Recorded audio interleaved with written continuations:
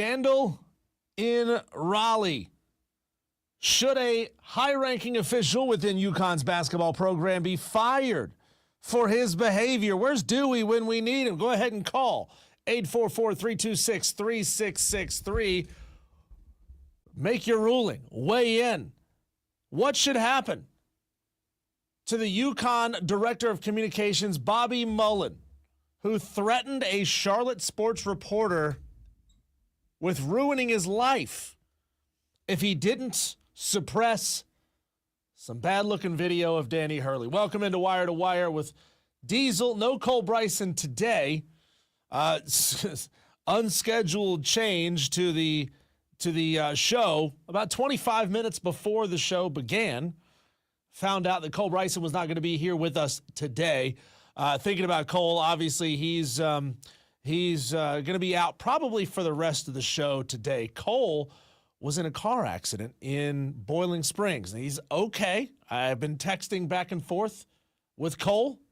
He seems to be okay, but obviously right now he's dealing with quite a bit. My understanding is that he was T-boned in an intersection on Highway 9 in Boiling Springs, totaled his car, and, obviously sore, dealing with the police, dealing with insurance, dealing with, I don't know. I don't believe at this point that he's gone to the hospital for anything, but still dealing with everything that happens, all the craziness that happens when you are in a car accident. And, I'm going to try to get you updates throughout the show. I've told him, hey man, you deal with what you've got to deal with right now. Don't worry about getting me caught up with anything. We'll be fine over here on this end. But Cole Bryson is probably not going to be on the show today. I would be shocked if he ran back to his house, got his other vehicle, and drove it here to Greenville to be on the radio with us today. Maybe he jumps into the stream or something. Maybe. Again, no confirmation that that's going to happen. JD says Cole looked just fine fishing on a boat this morning. Well, yeah, he was out fishing on a boat this morning, out there bass fishing. I genuinely asked myself the question, when does Cole Bryson sleep? Because he was up early fishing this morning. He's got his business. He comes here, and then he goes out most nights to go cover some sporting event in the upstate. The dude never sleeps. The dude works nonstop. But, yeah, we'll try to get you updates as the show goes along, what's going on with Cole. Hopefully he'll be able to check in at some point of the show and let all the Tolos know firsthand that he's doing okay. But a scandal erupted in Raleigh after UConn coach Danny Hurley and the team came off the court following their 77-75 loss to the Gators. And obviously, when you lose a game like that, you're emotional, especially when it's a tight ball game. You're emotional. He's a competitor. He, according to a lot of people, has an overblown sense of self. But that's not really the point here. He comes off the court, and he's talking to somebody from Baylor. Could be the team, could be the coach, could be somebody just wearing a Baylor shirt. They were going to play in the following game. And he said, I hope they don't bleep you like they bleeped us. I hope they don't do that to you, Baylor. And there just so happened to be a young Charlotte-based media member standing right there, recording the whole thing. His name was Joey Ellis from College Sports Live. Just so happened to be standing there recording. And he caught the whole thing on video. UConn's Director of Communications, Bobby Mullen, reportedly threatened to ruin Joey Ellis's life if he did not remove the video from his social media platforms. He put it up. It's still up, by the way. You can find him on Twitter. Just search for Joey Ellis. He's not hard to find. You can see the video of Dan Hurley. I don't know that it was really that bad. Like, what did Dan say that was that bad? Like, he was upset at bad calls. I get it. It's totally understandable that he was upset about bad calls. I didn't think the video was that bad. Like, it's not like he cursed like 30 times. This wasn't a Tarantino movie, for crying out loud. He didn't say anything that bad. But the video went up. The UConn Director of Communications wanted it taken down. He's like, I'm going to ruin your life if you don't take it down. So that right there, that's when you get in trouble. You can't do that. You can't do that these days. You know, it used to be you could strong arm a low-level media member, and the guy, I'm not making fun of Joey Ellis. I just looked him up. He's got 2,000 Twitter followers. It's good. Not elite, not world-class by any means. But, you know, used to be able to, you could suppress things like that. Might be able to slip him a $100 bill, and he would take the video down, or he would just not go to the press. This back in the day, he would just not go to the larger outlet with the video. He wouldn't take it to the TV stations. But man, this guy just made his career for the next 6 months to a year off of being in the right place at the right time. UConn's director of communications blew his top, said, I'm going to ruin your life if you don't take the video down.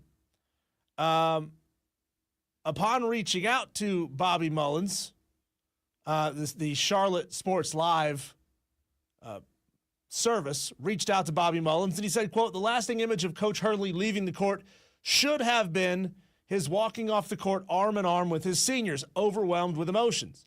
Instead, a reporter who was in an area he should not have been recorded on his cell phone private comments made to members of another coaching staff.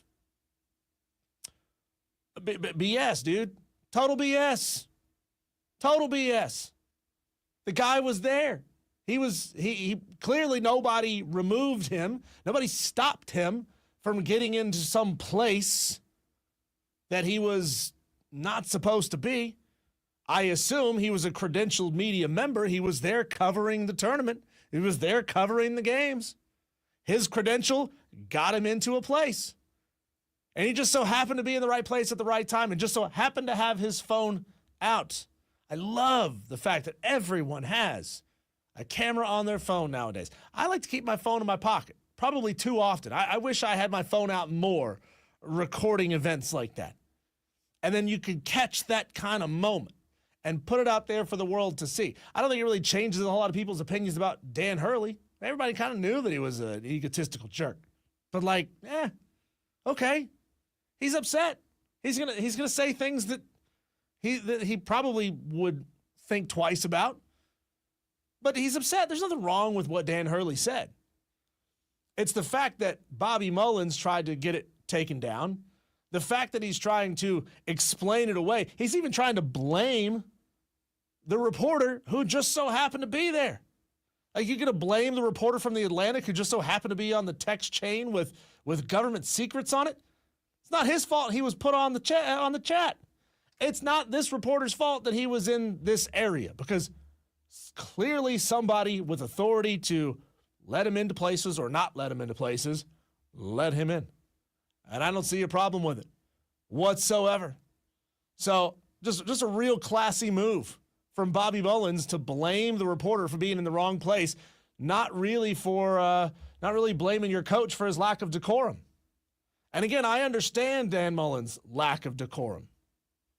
I understand it. Is it the best possible look for Dan? No. But I get it. You're upset. You just lost. You lost in a big emotional game, especially when you've won multiple national championships in recent history. You were going for a three-peat. The season didn't ultimately look like it was going to go the way that you wanted it to go. But once you got into the NCAA tournament, oh my God, UConn remembered how to play basketball. All of a sudden, man, we're back in here. We're back in here. We're taking the team that a lot of people, including me, took to be their national championship pick. Oh, that would be brutal for people's brackets if that were to go down that way. If Florida would have lost, 21% of all brackets picked Florida as their champion. I would have just burned it. I would have just burned my bracket. Digitally speaking, I would just delete it. Texter here. Let's go to the stream. And again, Tolos, as I am running solo here, running the stream, reading the text message comments. Bear with me just a little bit as we try to get everything caught up. Let's see here. JD says there was some idiot who said the tunnel should be treated like a locker room. If he was credentialed to be there, no harm, no foul. Exactly, JD. Exactly. Like, what this whole, like, treat it like a locker room. That's what somebody says after the fact to cover their ass. There's no problem with this guy being there. There's cameras in the tunnel all the time. I don't know if this Mullins guy realizes that cameras have microphones on them too. Yeah, all this stuff gets captured. All this stuff is out there. Let's see. Mad Therapy says, family witnessed it. I wish I would have known it was him. I would have stopped. Oh, he's talking about Cole. He's talking about Cole in the car accident that he had on his way to work today. Again, we'll try to get you details throughout the show of what's going on with Cole. Again, I've texted with him. He seems to be physically okay. He says he's sore as could be right now. But we'll try to get you information on that as it goes along. JD says it would have taken me $10,000 to take that video down. I'm with you, JD. I'm not above being bribed. I do have a price. I do have a price. Maybe it's pay off a couple of loans. That would help. JD says there was nothing private about a conversation in the tunnel, just like I can hear referees talking to players and everything else. Right. There's nothing private about it. Let's see. Forrest says, I feel like despite your feelings, you should be able to hold yourself in a more professional manner given where he was at. Are you talking about Dan, the coach, or are you talking about Bobby Mullins, the director of communications? Again, I got no problem with what Dan said. I got a problem with Bobby Mullins thinking he can strong arm a young reporter. Let's see. Forrest says, do you think it would be a bigger deal if it was a student saying it instead of the coach?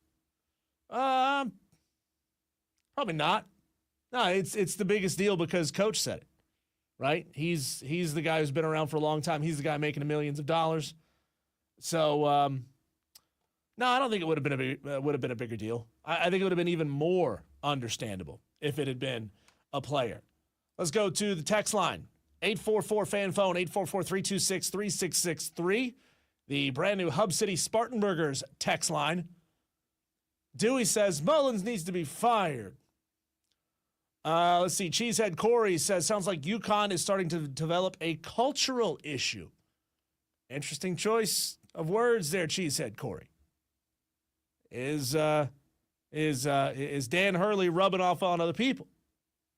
I mean, oddly enough, I would expect this out of more of a private school, not a big school, but you would think that they would just want to keep things more insulated.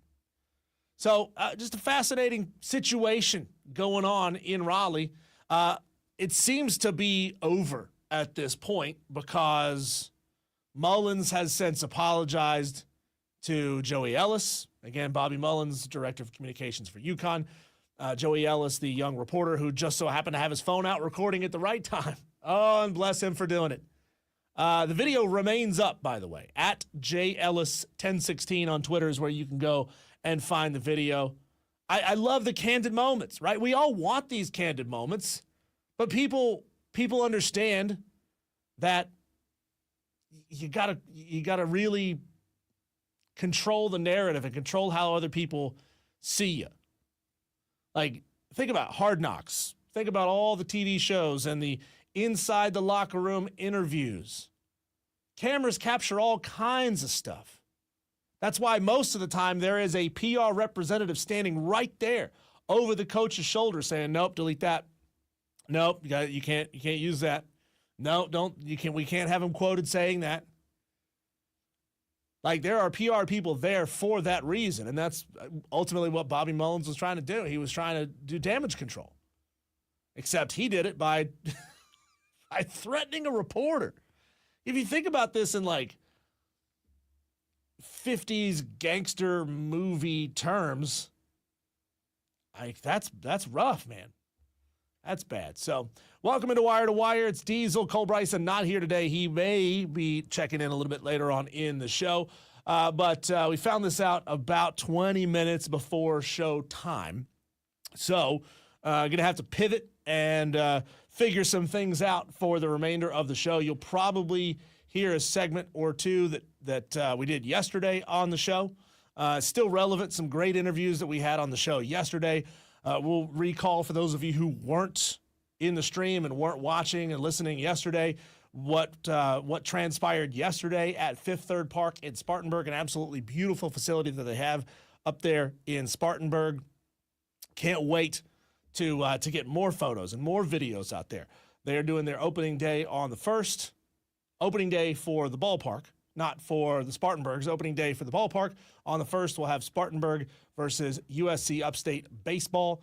And then the Hub City Spartanburgers start their season on the road. Whew. Good for Fifth Third Park because they'll get to have another week to get their stadium 100% ready to go for the beginning of the new season because, man, it is an absolutely beautiful facility. Clemson and South Carolina both took it on the chin last night. Neither one of them looked really all that competitive in their games. We'll break down what happened in Charlotte. That was where the North Carolina versus South Carolina game was, and what happened in Clemson for Coastal Carolina coming to town, taking one away from the Clemson Tigers. How much will this affect the Tigers going forward, especially when it comes to their rankings?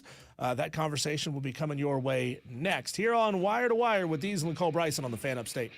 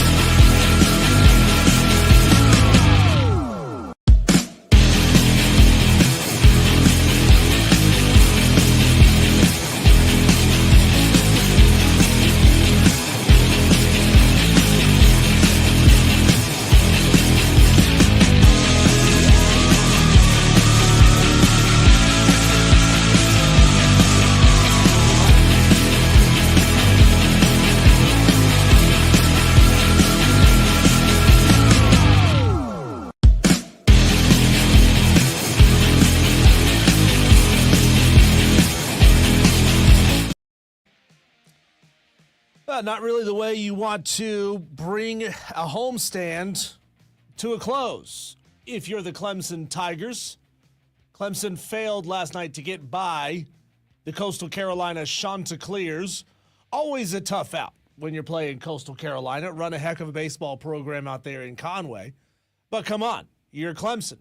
You should be better than Coastal Carolina. You should be better than putting up 2 runs against Coastal Carolina, albeit the number 21 ranked Chanticleers. Just kind of a disappointing night for the Tigers all around. Weren't able to get it done. Gave up some huge hits to Coastal in the third. 2 2-run homers. Got that backwards. It was just too much for Clemson. They couldn't get over that hump with the Coastal Carolina Chanticleers. Got themselves down in a hole, which is something that we have talked about over the past 2 series with this Clemson team. They gave up a lot of hits early, gave up a lot of runs early, and then fail to be able to respond. Now, in the Wake Forest series, they put up a lot of runs, came back, ultimately lost the Saturday game, and on Sunday, they had to mount another big-time comeback, ultimately ended up winning that game, taking the series from the Demon Deacons. But you can't live and die by your ability to come back. At some point, you have to make that transition from being the hunter to the hunted. This Clemson team is good enough. They've got talent enough to be able to put up 5-6 run leads and then protect it over the course of the later innings of the game. So they got to get something figured out in their midweek rotation, because giving up 8 runs to Coastal Carolina while only being able to tally 2 yourself ain't good enough if you're Eric Bakich. Clemson put themselves in a position with some runners on base and knocked themselves into 3 double plays, and ultimately just, again, couldn't get it done against Coastal Carolina last night. I get it. If you feel like you need to work on your starting rotation at this point in the season, you lose a midweek game to Coastal Carolina. Doesn't ultimately hurt you all that much, especially when they're a ranked opponent. It's probably not going to push Clemson too far down in the rankings. I'd say maybe fall to 7. Depends on what they do in response. They will be finishing up their homestand against PC. This will be their last of their 16-game homestand at Doug Kingsmore Stadium. Tonight at 6 o'clock, ACC Network Extra is where you're going to have that game on television. But not good enough to get it done there in Clemson last night. As for the South Carolina Gamecocks, I was able to tune in and watch a decent part of the latter half of this game. Some bright moments. The bats got going, which has been a bugaboo for this team all season long. They were able to put up some runs. Ethan Petrie hit his 50th career home run with a solo shot in the first inning. They got themselves up early, which is something they've struggled with also, is scoring early. They got themselves up early with solo home runs from Nathan Hall and Ethan Petrie. Carolina made it 3-1 in the second on a Hall sacrifice fly.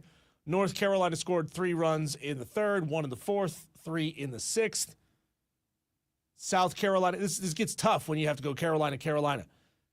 South Carolina rallied 4 runs in the bottom of the sixth. That was off of a big 2-run double to right by Henry Kasmer. And, kind of wore out the bullpen quite a bit. They put a lot of pitchers in that game last night. So a disappointing run for the South Carolina Gamecocks last night, especially when you're playing against a real good team. That is a motivating kind of game if you can get the win, demotivating if you take the loss the way that they did. Go into the text line, go into the stream. JD says Dan Hurley, this is back to the previous conversation about Dan Hurley Says Dan Hurley's making millions of dollars to be a professional. I guarantee he is worried about getting fined for criticizing the refs, because did he criticize them in his press conference? JD says players on NFL teams warn other players that they are a narc when they're mic'd up. Interesting. Kane says prayers for Cole. I saw the bass he caught earlier and said I was jealous. I definitely take that back now. Glad he's doing okay. I figured Rob Brown would fill in for him. Rob Brown has a show, has his own show. He was here late last night doing a show with BetMGM. So Rob doesn't know how to say no, but he also just left. I felt bad for Rob. I came in about 2:00 today, and Rob was sitting here in this very chair waiting for a guest to call into a show that I think has been a little difficult to bring on the show a couple of times, and Rob got stood up again. So he said, "Screw this, I'm going home. I'm going home." Let's see here. Dewey says, "Tell Cole he needs to make a full recovery, or he needs to be fired." Glad he's okay. Thanks, Dewey. We can feel the love from here. I know that he can feel just rejuvenated because you messaged in.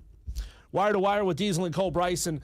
South Carolina Gamecocks, how are you feeling after the loss last night? Clemson fans, I know you're probably not thinking that the loss to Coastal Carolina ultimately amounts to a lot. You do have a chance to get them back a little bit later on in the season. May 6th, if I remember correctly, is the date of that game. Losing to a top 25 team at home, not necessarily a backbreaker by any means. Obviously, you have a handful more decent opponents in the ACC coming up over the course of the regular season. You can make that up. That's not a problem. But if you're a South Carolina Gamecock, what is your reaction to tying up a game against North Carolina, real good baseball team, and then ultimately not being able to get the bats going in the late innings? You got big hits early, a couple of solo home runs, couple of big hits, multiple RBIs, and then when it really mattered, the hitting just wasn't there. Your reaction to that, text in 844-FAN-PHONE, 844-326-3663. Speaking of baseball, yesterday Cole and I were live. Not live, we were there, which I guess is a form of live. We were there in Spartanburg at the brand new Fifth Third Park. Little media availability. Got a chance to walk around, check out the digs of what's going on. And I'm really impressed by Fifth Third Park. I know a lot of Spartanburg area Tolos are real concerned about what they're going to do with parking in and around the stadium. I will say, if you come this season, be patient, get there super early, give yourself lots of time to find yourself a place to park, because there ain't much around that stadium. They kind of nestled it right there in the heart of downtown Spartanburg. And yes, they do have a parking garage that holds, I think they said yesterday, 600 some odd cars. But that's certainly not going to be enough to house all of the cars for everybody coming to the game. So if you're coming to the game, get there early. Give yourself lots of time to find a place. Uber in if you can. I know a lot of people will get weirded out about Ubering in.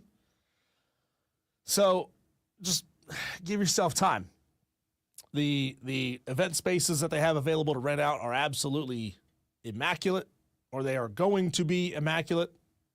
The locker room is fantastic. That's already set and ready to go. The team is supposed to fly in here in just 5 days' time after they've broken camp in Arizona. They'll make their way here to the upstate, to Spartanburg. Then they'll immediately get on a bus and go to Hickory for an exhibition game.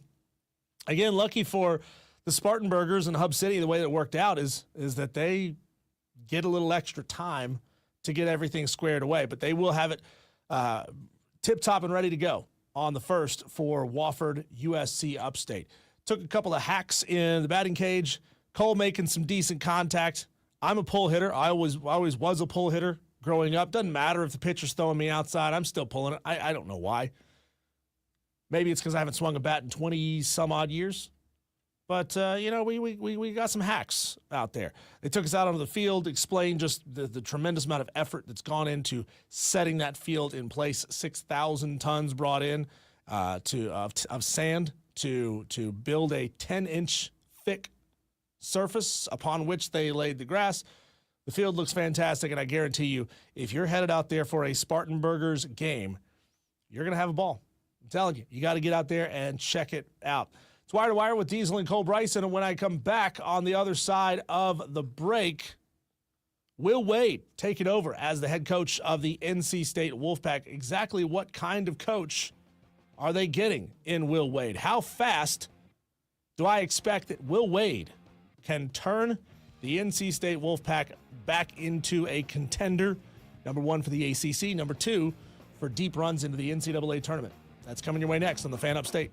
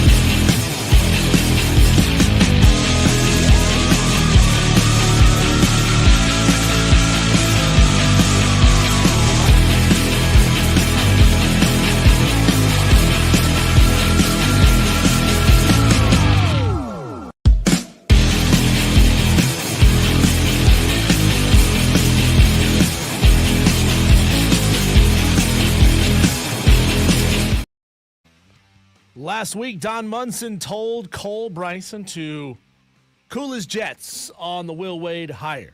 It's not been reported by anybody official yet, Cole. Well, it is official now. Will Wade is the head coach of the North Carolina State Wolfpack. Congratulations to him. Back in the Big Show. Not that Will Wade ever really left the Big Show. He just went to smaller schools, still found his way into the biggest tournaments. And if you're an NC State Wolfpack fan, especially on the basketball side, you have to be over the moon of your team's hiring of Will Wade as your brand new head coach. Huge, huge acquisition to bring in Will Wade, who has won everywhere he's been. So the question is, just how fast do I think Will Wade will turn NC State into a winner? Well, let's look at the past. Let's look at what he's done. Will Wade, by the way, said North Carolina State will get the best version of him. So what does that actually mean? Will Wade, former grad assistant at Clemson alum, was an assistant to Shaka Smart at VCU from 2009 to 2013, during which time they went to 4 postseason appearances, including the 2011 Final Four. So he's got that on his resume. Heck of a way to get your career started if you're a basketball coach. Shaka Smart personally brought him on. Shaka Smart was like the it guy for a handful of years. So being brought on by him and getting that vote of confidence, that is huge. Took his first head coaching job at Chattanooga. 2 seasons, went 40-25. Fantastic. Mid-major. Kind of turned Chattanooga's fortunes as a basketball program around, because I remember back in the day, Chattanooga basketball was nothing. Chattanooga basketball was nothing. They weren't running the SoCon the way that they are now. Chattanooga was nothing. So Will Wade did big things in 2 seasons at Chattanooga. Moves his way over to VCU, or back to VCU, as the head coach. And what does he do in very first year? Takes VCU to a 25-11 regular season. Atlantic 10 champs and an NCAA tournament berth. In 2016-2017, he wins 26 games and has an NCAA tournament berth. So gets a big-time job, goes to the tournament 2 years in a row. 2 years later, obviously, the big-time schools come calling. He goes to LSU. First year at LSU, struggles a little bit. Well, that's okay, because you're playing in the big bad SEC, which wasn't quite the big bad SEC at the time that it is now, but still a competitive league. Second year, 25-5, regular season champs, and an NCAA tournament berth. The dude's got a history, right, of turning teams around quickly. 5 years at LSU, unfortunately, caught on an FBI wiretap talking about something that is completely and totally legal now. Gets suspended, leaves the program, goes off to McNeese State. By the way, I'm not exonerating Will Wade for his violation of team rules, or a violation of NCAA rules. You did the crime. It was a crime at the time, so you did the crime, right? Like, it's changed now. If they suddenly make crack cocaine legal tomorrow, doesn't mean that all those people who were selling crack cocaine in the 90s weren't criminals, because they were doing something they knew was illegal. Will Wade was doing something that he knew was illegal. But he's a heck of a basketball coach, right? It's commonplace now. Doesn't exonerate him for what he did. Goes to McNeese State after sitting a year out. Serves his suspension. His first year, only wins 22 games, loses 2 in his first year at McNeese State. Does a heck of a job bringing in transfers for this season, especially when he went 28-7, regular season champs, conference tournament champs, NCAA tournament berth, won an NCAA tournament game against Clemson, a team that some, maybe foolhardily, believed were a sleeper for the national championship. I'm not one of those people, but some people believed that. Only brought in 3 power team transfers in Brandon Murray, Kadir Copeland, and Bryant Shilabangwe. Did a fantastic job bringing in high major talent to McNeese State. I know we talked about this last week on the show, but I'll bet you couldn't even tell me where McNeese State is.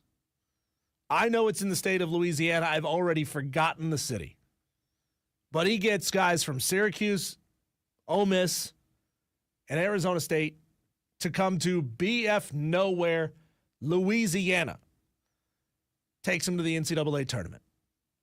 So again, he's got a heck of a reputation as a guy who can immediately bring in high-level talent, motivate the living heck out of him, get him into a position where they can win.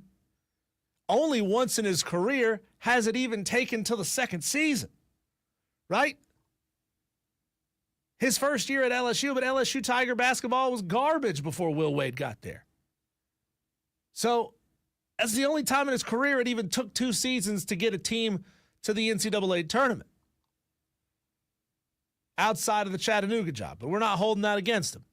40 and 25 in 2 seasons. Heck of a resume there.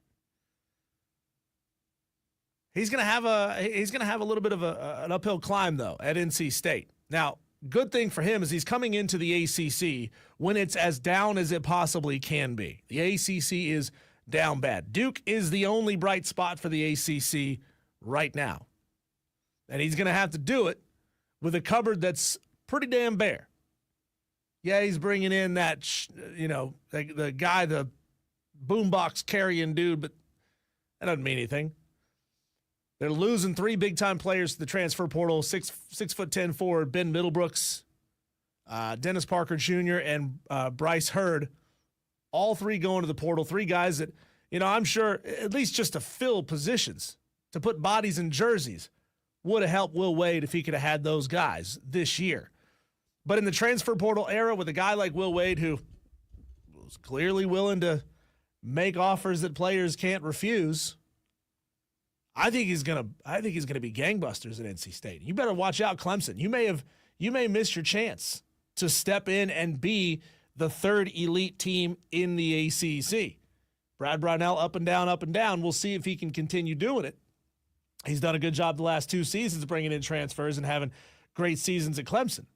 But now you got another big-time competitor on your heels in NC State. And now you got to see him twice a year. You think Will Wade's not going to be motivated to beat Clemson? He wanted the job, didn't get the job. Takes a job in the conference. He's going to be looking to bash your skulls in.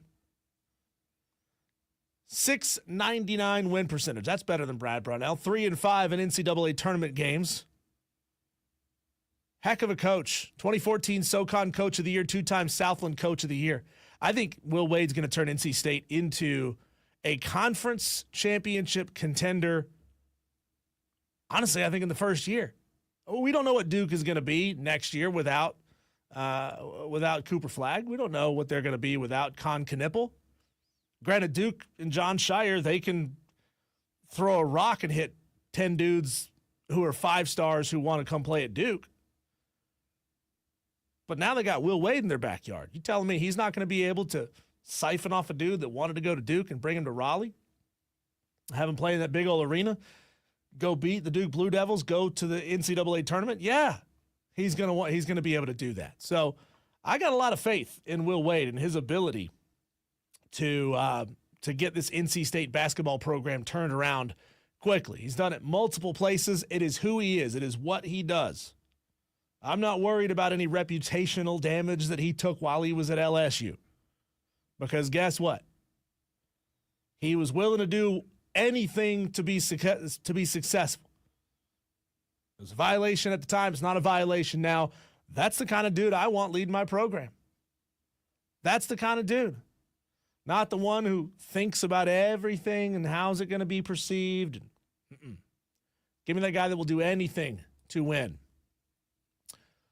Texter says, Will Wade will bring his Louis Vuitton manager and luggage with him. I think they'll be heavy in the portal this year, and he will have them in the tournament by year 2. I genuinely agree with that. JD. Sign your text. Texter says, let's go Pack, says Pack Fan Shuff. Pack Fan Shuff.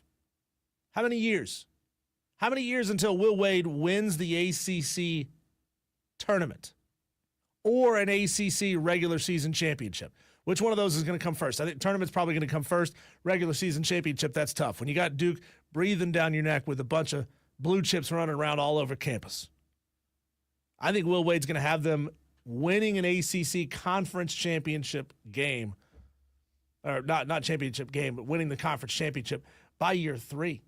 Year 3 at NC State, he's going to have it done. He's going to have it in the bag.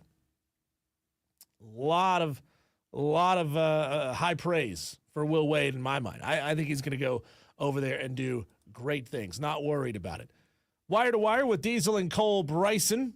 Cole is out today after scary stuff, being in a car accident on his way into work today. Talk to him. He is okay. Maybe trying to join the show a little bit later on. Just depends on how he's feeling and how much of all that garbage he's got to deal with. But we're going to be bringing on Lou Bezjack of the State Newspaper at 4:20 to dive into this one-time transfer rule in high school athletics. How big could this thing get? How far could this thing go? Does it stop at one transfer? A couple years down the road, do they decide, you know what? Free for all. How does it affect the smaller schools that are ultimately going to turn into what the smaller feeder schools in college athletics have become? Just that, feeders. Are they going to be able to recover? How are they going to handle things? Or are we going to have just like what we have in the college ranks, where the best of the best can draw all the talent to them, and it screws the little guys? Coming up later on in the show as well, going to do a little Wild Card Wednesday at 5 o'clock. Some stories that are not sports related. They're just fun to talk about it as we're entering the time of the year where a lot of the tournaments are coming to a close. There's not going to be a ton to talk about sports related every single day as far as results go. It'll be still early season baseball. So at that point, who really is that into what's going on outside of the Atlanta Braves? So Wild Card Wednesdays may end up being a little bit deeper, a segment that gets done more often on the show. Daily Wire's coming up at 5:45. Big show planned out for you for the rest of the day. Tolos, thanks for being a part of it. Call in, text in, 844-326-3663. The Hub City Spartanburgers text line, 844-FAN-PHONE is how you can be a part of Wire to Wire with Diesel and Cole Bryson on the Fan Upstate.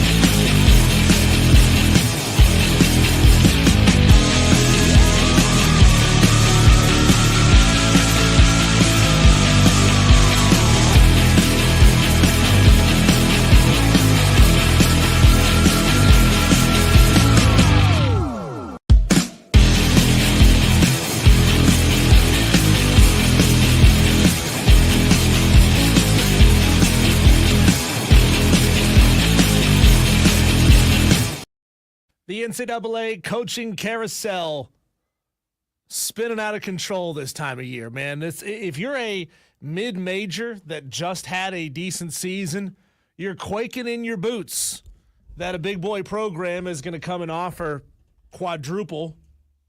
What is going on with this microphone? Quadruple what you're able to pay, and your head man who finally righted the ship at your institution is going to be headed off to a bigger and better job. It's just a fact of it's a fact. When the money is so high at these big institutions, these coaches, they don't stick around for very long. New reports coming out saying that Ross Hodges of North Texas, who's still coaching his team in the NIT, who, by the way, knocked off Furman in the opening round of the NIT, he is headed to West Virginia. He's 46-23 in 2 seasons as the head coach of the North Texas Mean Green. It's a 67% win percentage, really strong. Congratulations to him. It's life-changing money you cannot say no to. And Richard Pitino, who was recently coaching New Mexico, is headed to Xavier to be their next head coach. So, some moves. And these things continue to come out every single day that coaches are leaving their institutions and headed off to bigger and better jobs. It's just the nature of the beast this time of year. We go to the phone lines, 844-FAN-PHONE, 844-326-3663, and bring on JD, who wants to join the conversation. He has some weather reports for us from down in Simpsonville. JD. Hey, Diesel, thanks for taking my call. Yeah, first of all, I've told Cole before, I'm not much for catching smoke, but currently we're catching a lot of smoke here from these wildfires that are going on. I don't know how hazy it is up y'all's way. I imagine it's probably a little worse up y'all's way than it is mine. But holy smokes, it's smoking down here in Simpsonville. JD, I hadn't even noticed. I didn't catch anything earlier today as I was driving in, had the back window out of the Jeep, had the windows down. I didn't catch anything, but I look out the window right now, and it kind of looks like that sepia tone they put on the movie Oh Brother, Where Art Thou? Everything has this sort of orange haziness to it. Yeah, it's definitely getting a little hazy. And speaking of Cole, shout out to Cole. Hopefully everything's all right. Hopefully he didn't have his windows down or anything when he got T-boned today. So hopefully he's all right with his car wreck. But you just mentioned North Texas beating Furman. Yep. So how about this for news? T.J. Smith Jr., he played a couple of years of D2 ball. He is petitioning for an extra year of eligibility, and he is in the transfer portal. Whew. Tough news for the Paladins. Would really hope to get him back because a lot of their production is headed out the door this season. Bob Ritchie's going to have his work cut out for him next year, for sure. Yeah, he averaged, I think, 17 points, 4 assists, and 4 rebounds or so, something like that a game. That's a ton of production when you talk about basketball, for sure.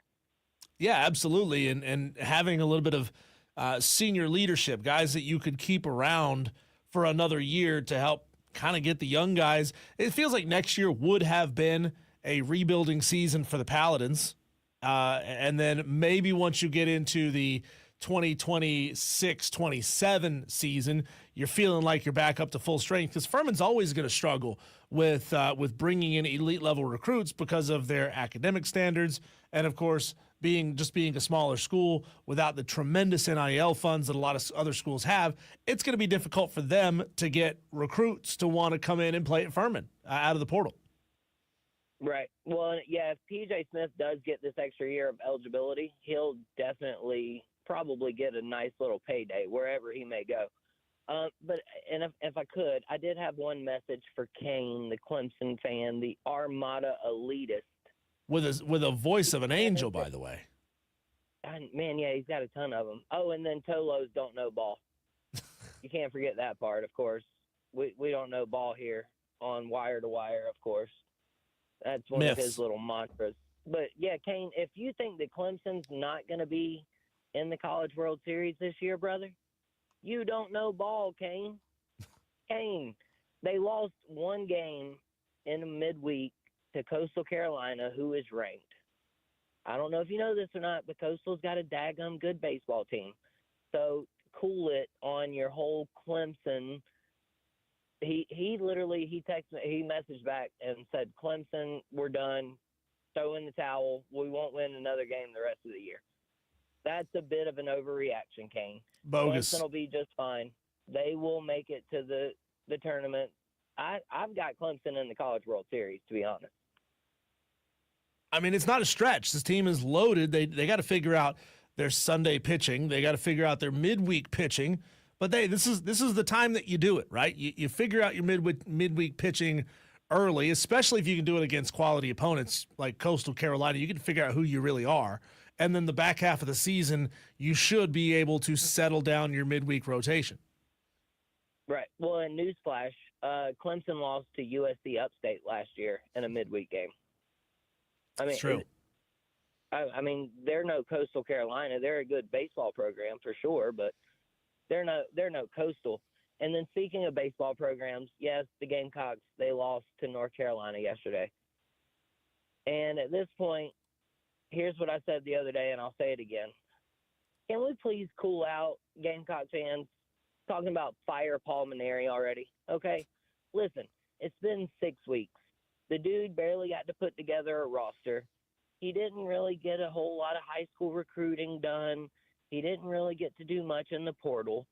But anybody that's calling for their head coach to be fired 6 weeks into their first year of their first season is absolutely ridiculous. Can y'all please just stop it with that nonsense? You know, we were having not dissimilar conversations about Shane Beamer 6 weeks into his first season as a head football coach. Now, if they had gone and fired him and another school gave him an opportunity, gave him the 3, 4, 5 years to get things figured out, and he did, South Carolina fans would say, oh, my God, we're not giving our coaches enough time.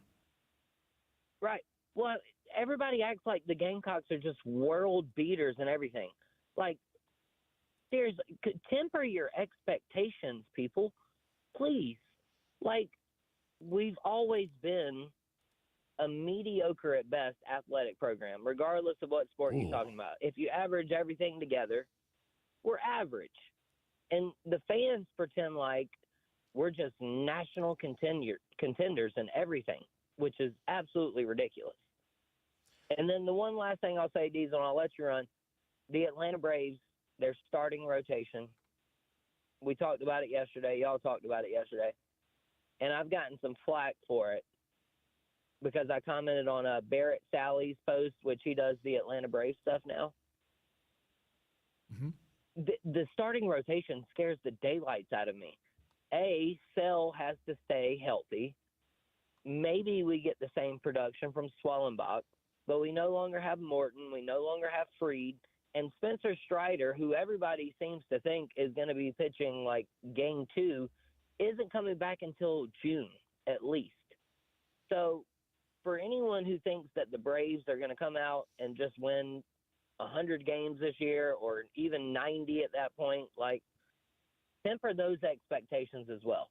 Y'all be blessed, not stressed, Diesel. I'll let you run. Thanks for taking my call, brother. Well, that's just good advice, you know? That's just good advice. Lower your expectations, and then if they exceed them, you get to say, oh, great, they beat my expectations. I'd say, Braves fans, feel like your team's going to win 65 games. And then when they go out there and win you 85, you think, oh, my God, they were world beaters this year. Yeah, Chris Sale has got to stay safe. They're getting back some key pieces all over the field. Give this Braves team time, you know. Give them more time than you Gamecock fans are giving Paul Maneri to figure things out. Give them 30 games before you start judging how good this season is and the potential of this team, because I think these Atlanta Braves will be competitive. 80 games, definitely. 85 games, probably. 90 games, that's a stretch. But you know what 85 games does for you? Put you in a position to make the playoffs. We'll see how that goes. Wild news coming out of the now open NCAA transfer portal. On3 Sports is reporting that so far over 1,250 men's college basketball players have entered the NCAA transfer portal. South Carolina losing key players. Clemson losing basically everybody off the returning roster from last year. This is the reality of college basketball that we live in. And it's the reality of college football, and it's the reality of college baseball. Fans hate this. Like diehard, like people who really care about their teams hate this. People that want to see players come into their roster onto their team and develop out of high school for 3 years and then be great by the time they're seniors. They absolutely hate this. I hate this.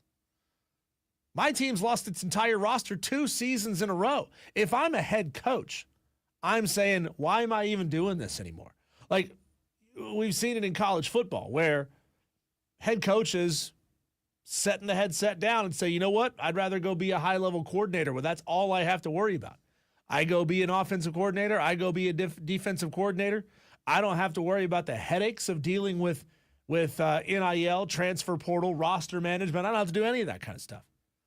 I genuinely believe that's coming to college basketball soon. Sure, somebody will take the jobs because you're not going to shut down the second biggest sport on almost every college campus in America. I mean, no disrespect to the schools and fans that take equestrian seriously. But football is the king, the front porch. Basketball is the hearth to come into the house, right? Like, this program, basketball matters everywhere. So somebody will take these jobs. There's an old story about a job that came open in a big-time market. I think Mark Ryan used to tell this story. Job in Atlanta, big-time salary. They fire the person who was in that job. They relist it for half the salary. Mark says, you're not going to get people to apply for this job. Just watch. Inbox flooded with people. So somebody will always take that job. Somebody who thinks they have the ability as a young coach to manage all of it. Maybe we start seeing coaches at smaller schools burn out more quickly and decide to leave. Maybe we see schools start investing the tremendous amount of money that it takes to start putting basketball GMs on staff as well. And then you start just widening that gap of the haves and the have-nots, right?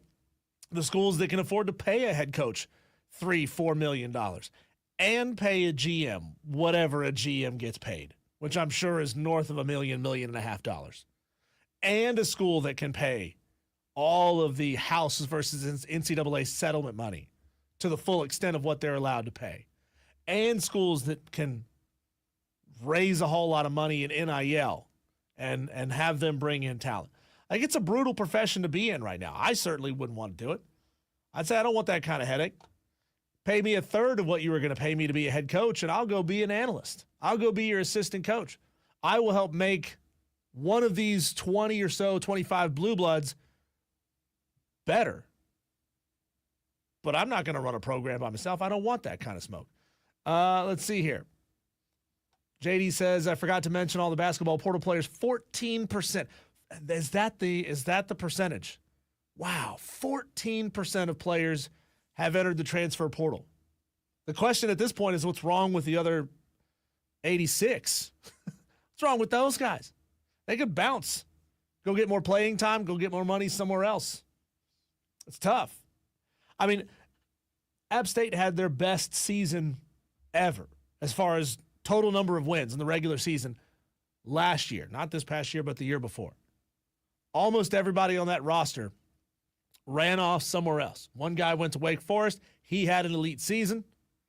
Outside of that, got like a bench rider at Georgia, got a bench player at UNC Asheville, and then what are you left with?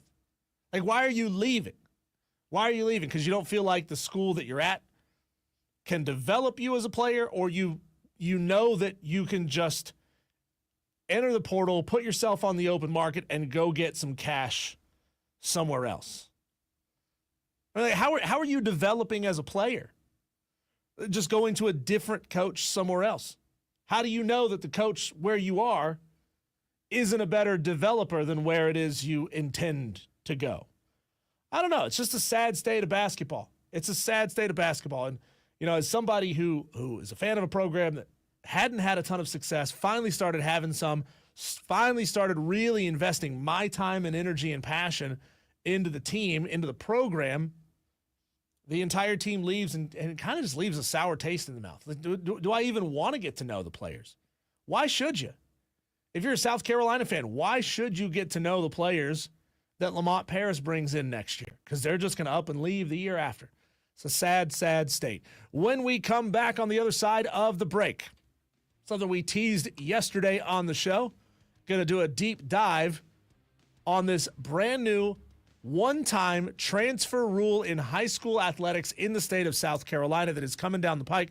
We'll talk to Lou Bezjack at Lou at the State from the State newspaper, get his perspective, and you Tolos who want to ask questions of Lou, get them to me, 844-326-3663.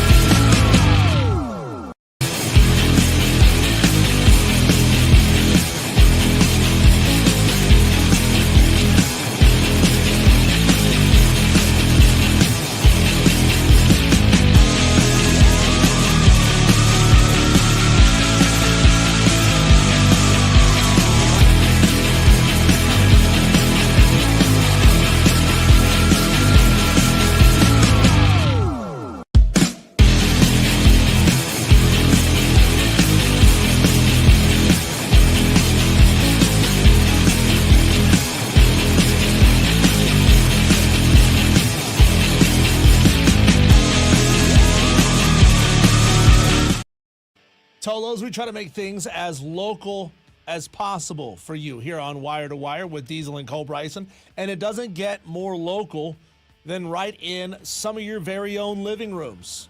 There's a brand new rule in effect, or going into effect, for the 2025-2026 school year that will allow a one-time transfer of high school athletes in the state of South Carolina.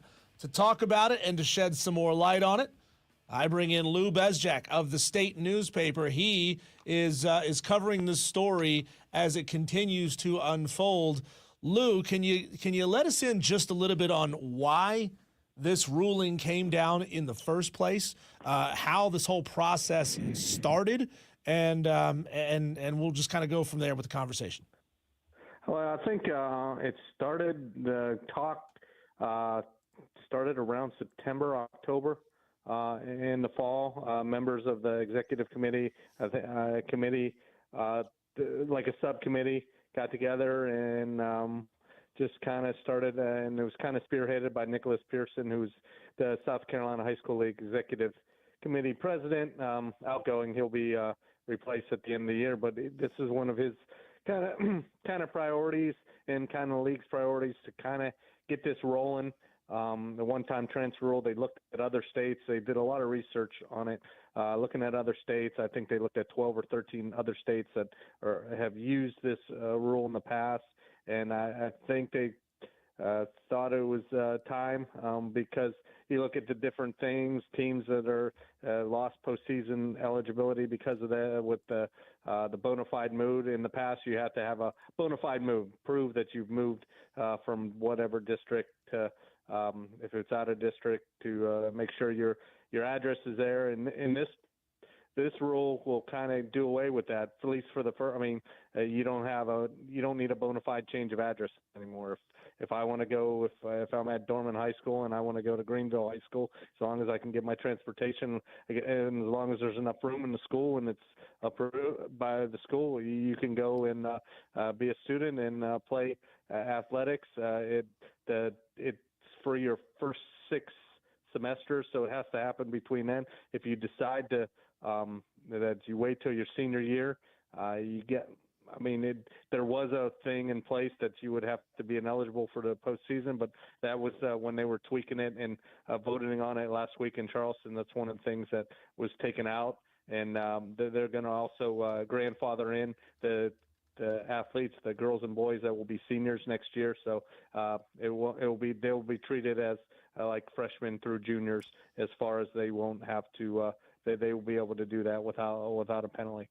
So, Lou, I've watched this kind of play out from a national perspective in college athletics, and it's gotten to the point where I think a lot of people look at the transfer rules in the NCAA as kind of a joke, as it's a free-for-all. Guys are transferring 2-3 times over the course of their careers. You know, I look at it from the perspective of once the door gets cracked open, it's only a matter of time before it swings all the way open. So this is allowing a one-time transfer in your first 6 semesters. Do you feel like in a couple of years that this could become a multi-time transfer rule, or are they putting in some sort of safeguards that will prevent it from becoming so? Well, yeah, if you do try a second transfer, I was just double checking through everything, kind of the nuts and bolts. Yeah, if you do try a second, if you transfer more than once, you're basically ineligible for 30 days or half the total number of games. So they're trying to prevent kids from, say, going to 4 different schools in 4 years. Basically, they're like, hey, we'll let you do it once, and you gotta. But if you get there and you're like, oh, I'm not playing well, not my playing time, I don't like the coach, it's not what I thought. And then you kind of got to know. You kind of got to do your research. It's got to be on both ends too. The schools just, I mean, so some schools are limited on the space, and they might limit to what they're talking, what they're letting in. And also, too, I think this is kind of if you look at the school of choice with the South Carolina in the state legislature, which possibly could come, which would let you go anywhere, is kind of going towards that way, because they know if that happens in a few years, this is already in place for that to kind of slowly getting you ready for that if it would happen in South Carolina, that you can go wherever you want. Talking to Lou Bezjack of the State newspaper. Look him up at Lou at the State on Twitter. Make sure you go and find him and give him a follow. So one of my concerns, Lou, is the eventuality of inducements. And, you know, we've all heard sort of the backhanded conversations about, you know, this school in this district got some kid's mom or dad a job, and so that's why they ended up moving to a different district. What kind of safeguards, if any, can be put in place for inducements and roster tampering at the high school level in South Carolina? Well, I mean, I guess the tampering rule, I mean, you could, in the past, we've had some instances here where schools have busted other schools. They've hired private detectives and stuff like that. But here, that's only because the district, I mean, if you're tampering, I mean, there's technically no safeguards right now. I mean, it's in the bylaws. It says basically recruiting how it's frowned upon, and they don't want you to recruit basically.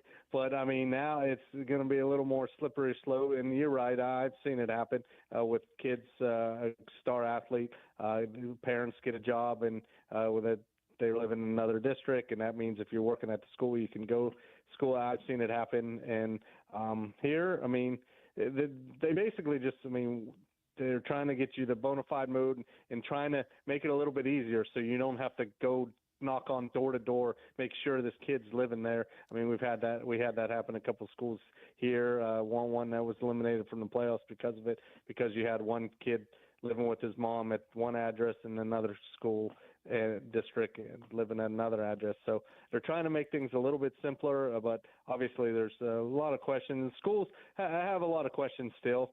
Like I said, making sure, I mean, I know some schools in Horry County, they were talking about it last week.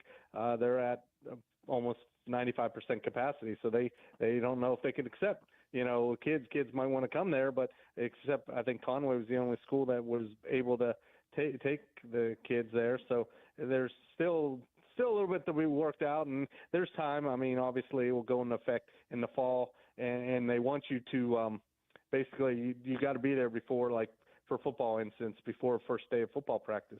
If you go in and transfer after that, then you have to sit out a certain 22 calendar days, I think, and then that's probably a game you're going to have to miss. So yeah, there's definitely penalties, and just trying to avoid kids going to 4 different schools in 4 years, stuff like that. So you were saying that the outgoing committee president, Nicholas Pearson, kind of pushed this through just before his exit.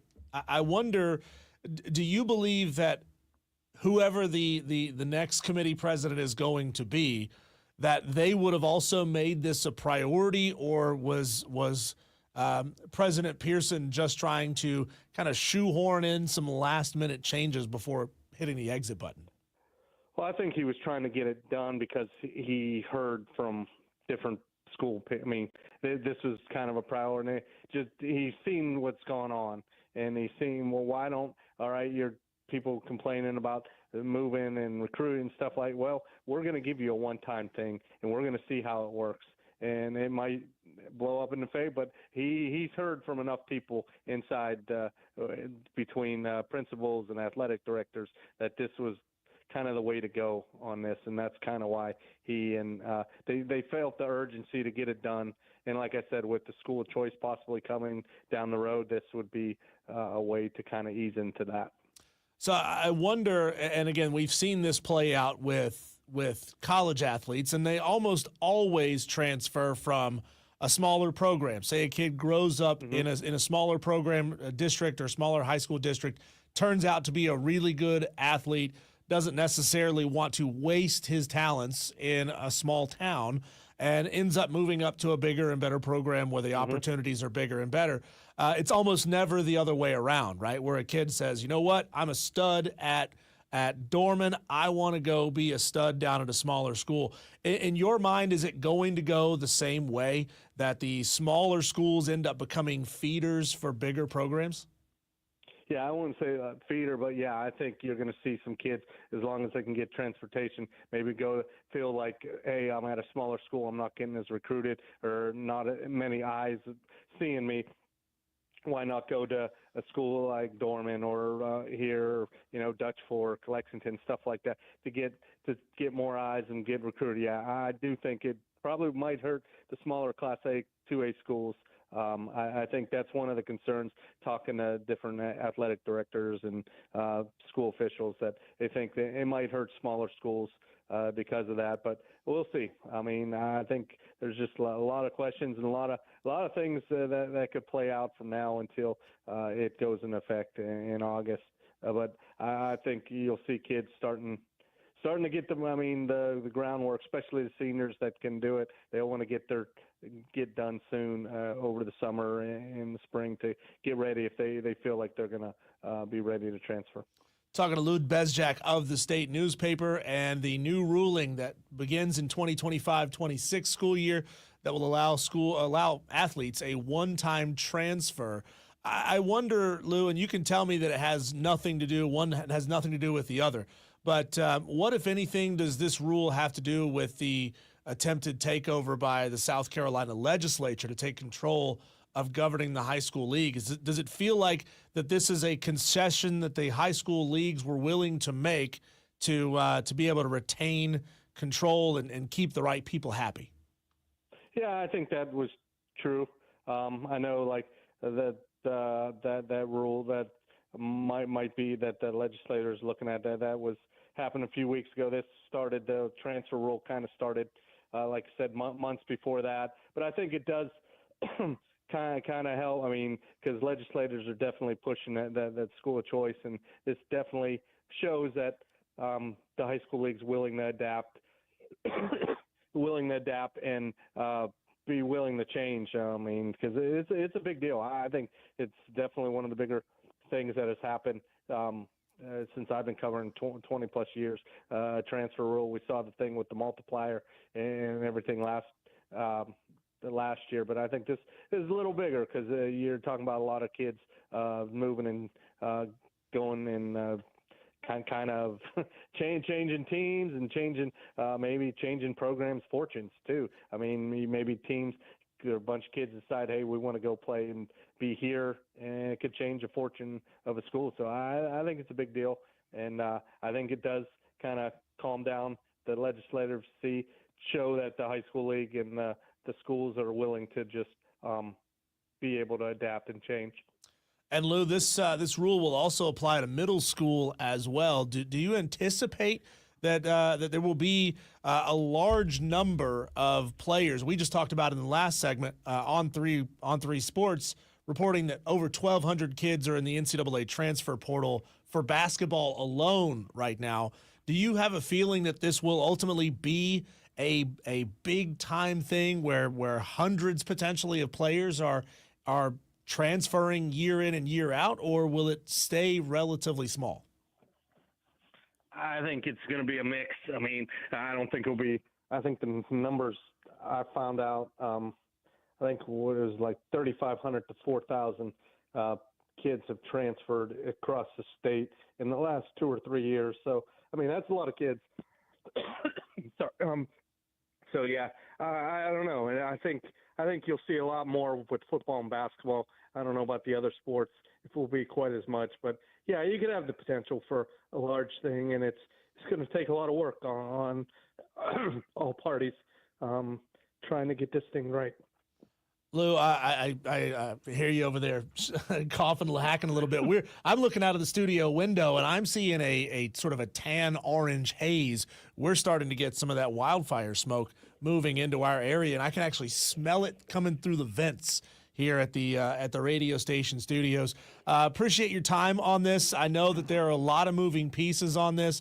Are there any other unintended consequences that you could see coming out of this move, whether they be positive or negative, that I just hadn't put my mind on yet? I'm trying to see. Sorry about that. That's okay. Yeah. I don't know about consequences.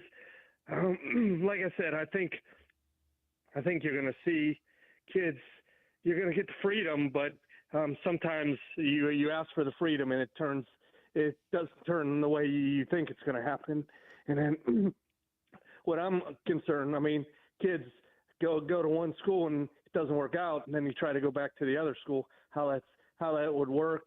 I mean, there's definitely going to be I mean, you would have to sit out in a problem that way. So that's what I'm trying to see, and just like overload, say like, especially basketball-wise, you only need 12, 15, and you're going to see 7, 8 kids want to go to like a program like Dorman or Ridgeview that are doing well. I mean, well, you can't take all of them. So Sure. It's going to be interesting to see how that works out and just how this first wave and I wish it would be like a portal, like you would have, like you would know who's in the portal there. And I think they're talking about ways to kind of track and see how this is going that way. I'm interested to see how that's going to work, because in the past they used to post the names of kids that would be transferring districts. So I'm interested to see how that, and to see which sports. Like I said, I think football and basketball would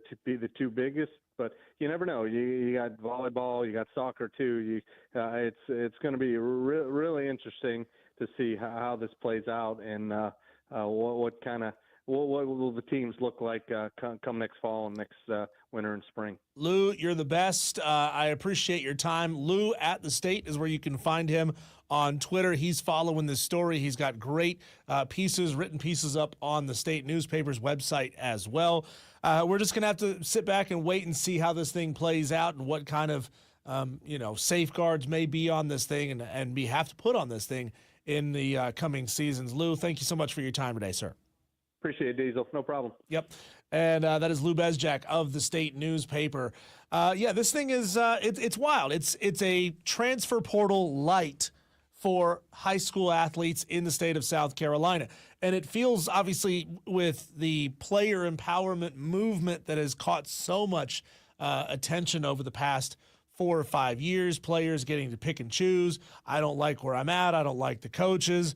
I don't like the playing time that I'm getting. I don't like the money that I'm getting, speaking specifically there of the NCAA side of things, that, you're giving players the opportunity to make one transfer. And I think that's the important part to look at right now. It is that as a one-time transfer rule, it has to be done within your first 6 semesters. If you try to do a second transfer, there are penalties to it. It certainly seems to simplify the apparatus around checking in on players to see if they actually are at the location where they say they are.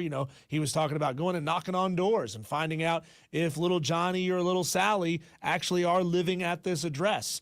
So the enforcement arm seems like they're going to get a little bit of a break on this. I just wonder if taking off those safeguards is really the right way to do it. That way, or is opening this up to a lot of transfers. How many kids are going to say it's worth it to take some time off? I mean, could we go down the road eventually, nightmare scenario of seeing kids petitioning for more years of eligibility of high school ball? Because we do know that NIL is going to be making its way into the high school level, and it already is in some respects, but making itself known more. And Lou was saying he does anticipate it being more of a football and basketball rule. It's when you characterize it like that, then you start to see exactly why these guys are transferring. They're not transferring for playing time. They're transferring to get a better opportunity to go be on a winning team, get noticed, get up to a bigger institution. But we've had on players, and I'm blanking on his name now. He was a local football player, played football at Georgia Southern, ended up a couple of years in the NFL. If you are talented, they will find you. So whether you're playing at a 1A school or a Class 5A school, if you're talented, they will find you. But this just seems like kind of dirty pool, and it just seems like you kind of had to do it if you're the South Carolina High School League. And I do find it interesting that the committee president, who was on his way out, pushed this through very, very quickly. It does have something to do with their desire to remain autonomous and handle their own business and don't let the state take over. But we'll see if ultimately that is enough to keep that from happening. When we come back on the other side of the break, we'll whip around the sports world, see what's happening in our segment we call Our Daily Wires, coming your way next on the Fan Upstate.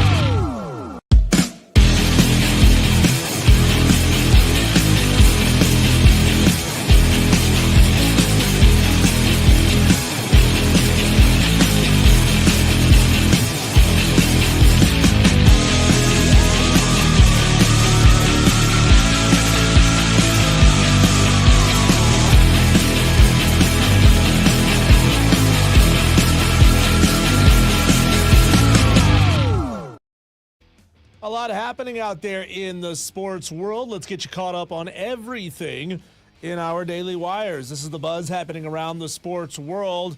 Clemson baseball fell last night to in-state ranked opponent Coastal Carolina by a score of 8-2. South Carolina baseball, they went up to Charlotte to face North Carolina at Truist Field. Ultimately not able to get it done in the late innings. The bats were hot early and then just kind of went ice cold in the second half of that game, and the Gamecocks fall 8-13 against the North Carolina Tar Heels. Xavier is expected to hire New Mexico's head coach Richard Pitino as its new head coach. Pitino will now coach in the same league as his father, head coach Rick Pitino of St. John's, who won Big East Coach of the Year earlier this month. Pitino is coming off arguably his best season as a head coach, leading the Lobos to the second round of the NCAA tournament before losing to 2-seed Michigan State on Sunday. Pitino's Lobos went 27-8 overall and won the Mountain West regular season title before beating 7-seed Marquette in the first round of the NCAA tournament. The New York Giants have reached an agreement with Super Bowl winning quarterback Russell Wilson on a one-year deal worth up to $21 million. Congratulations to Russell Wilson on signing this deal. That includes $10.5 million guaranteed. The 10-time Pro Bowl selection had been in discussions with the Giants, the Browns, and the Steelers, but is opting for New York, where he won his Super Bowl in MetLife Stadium as a member of the Seattle Seahawks.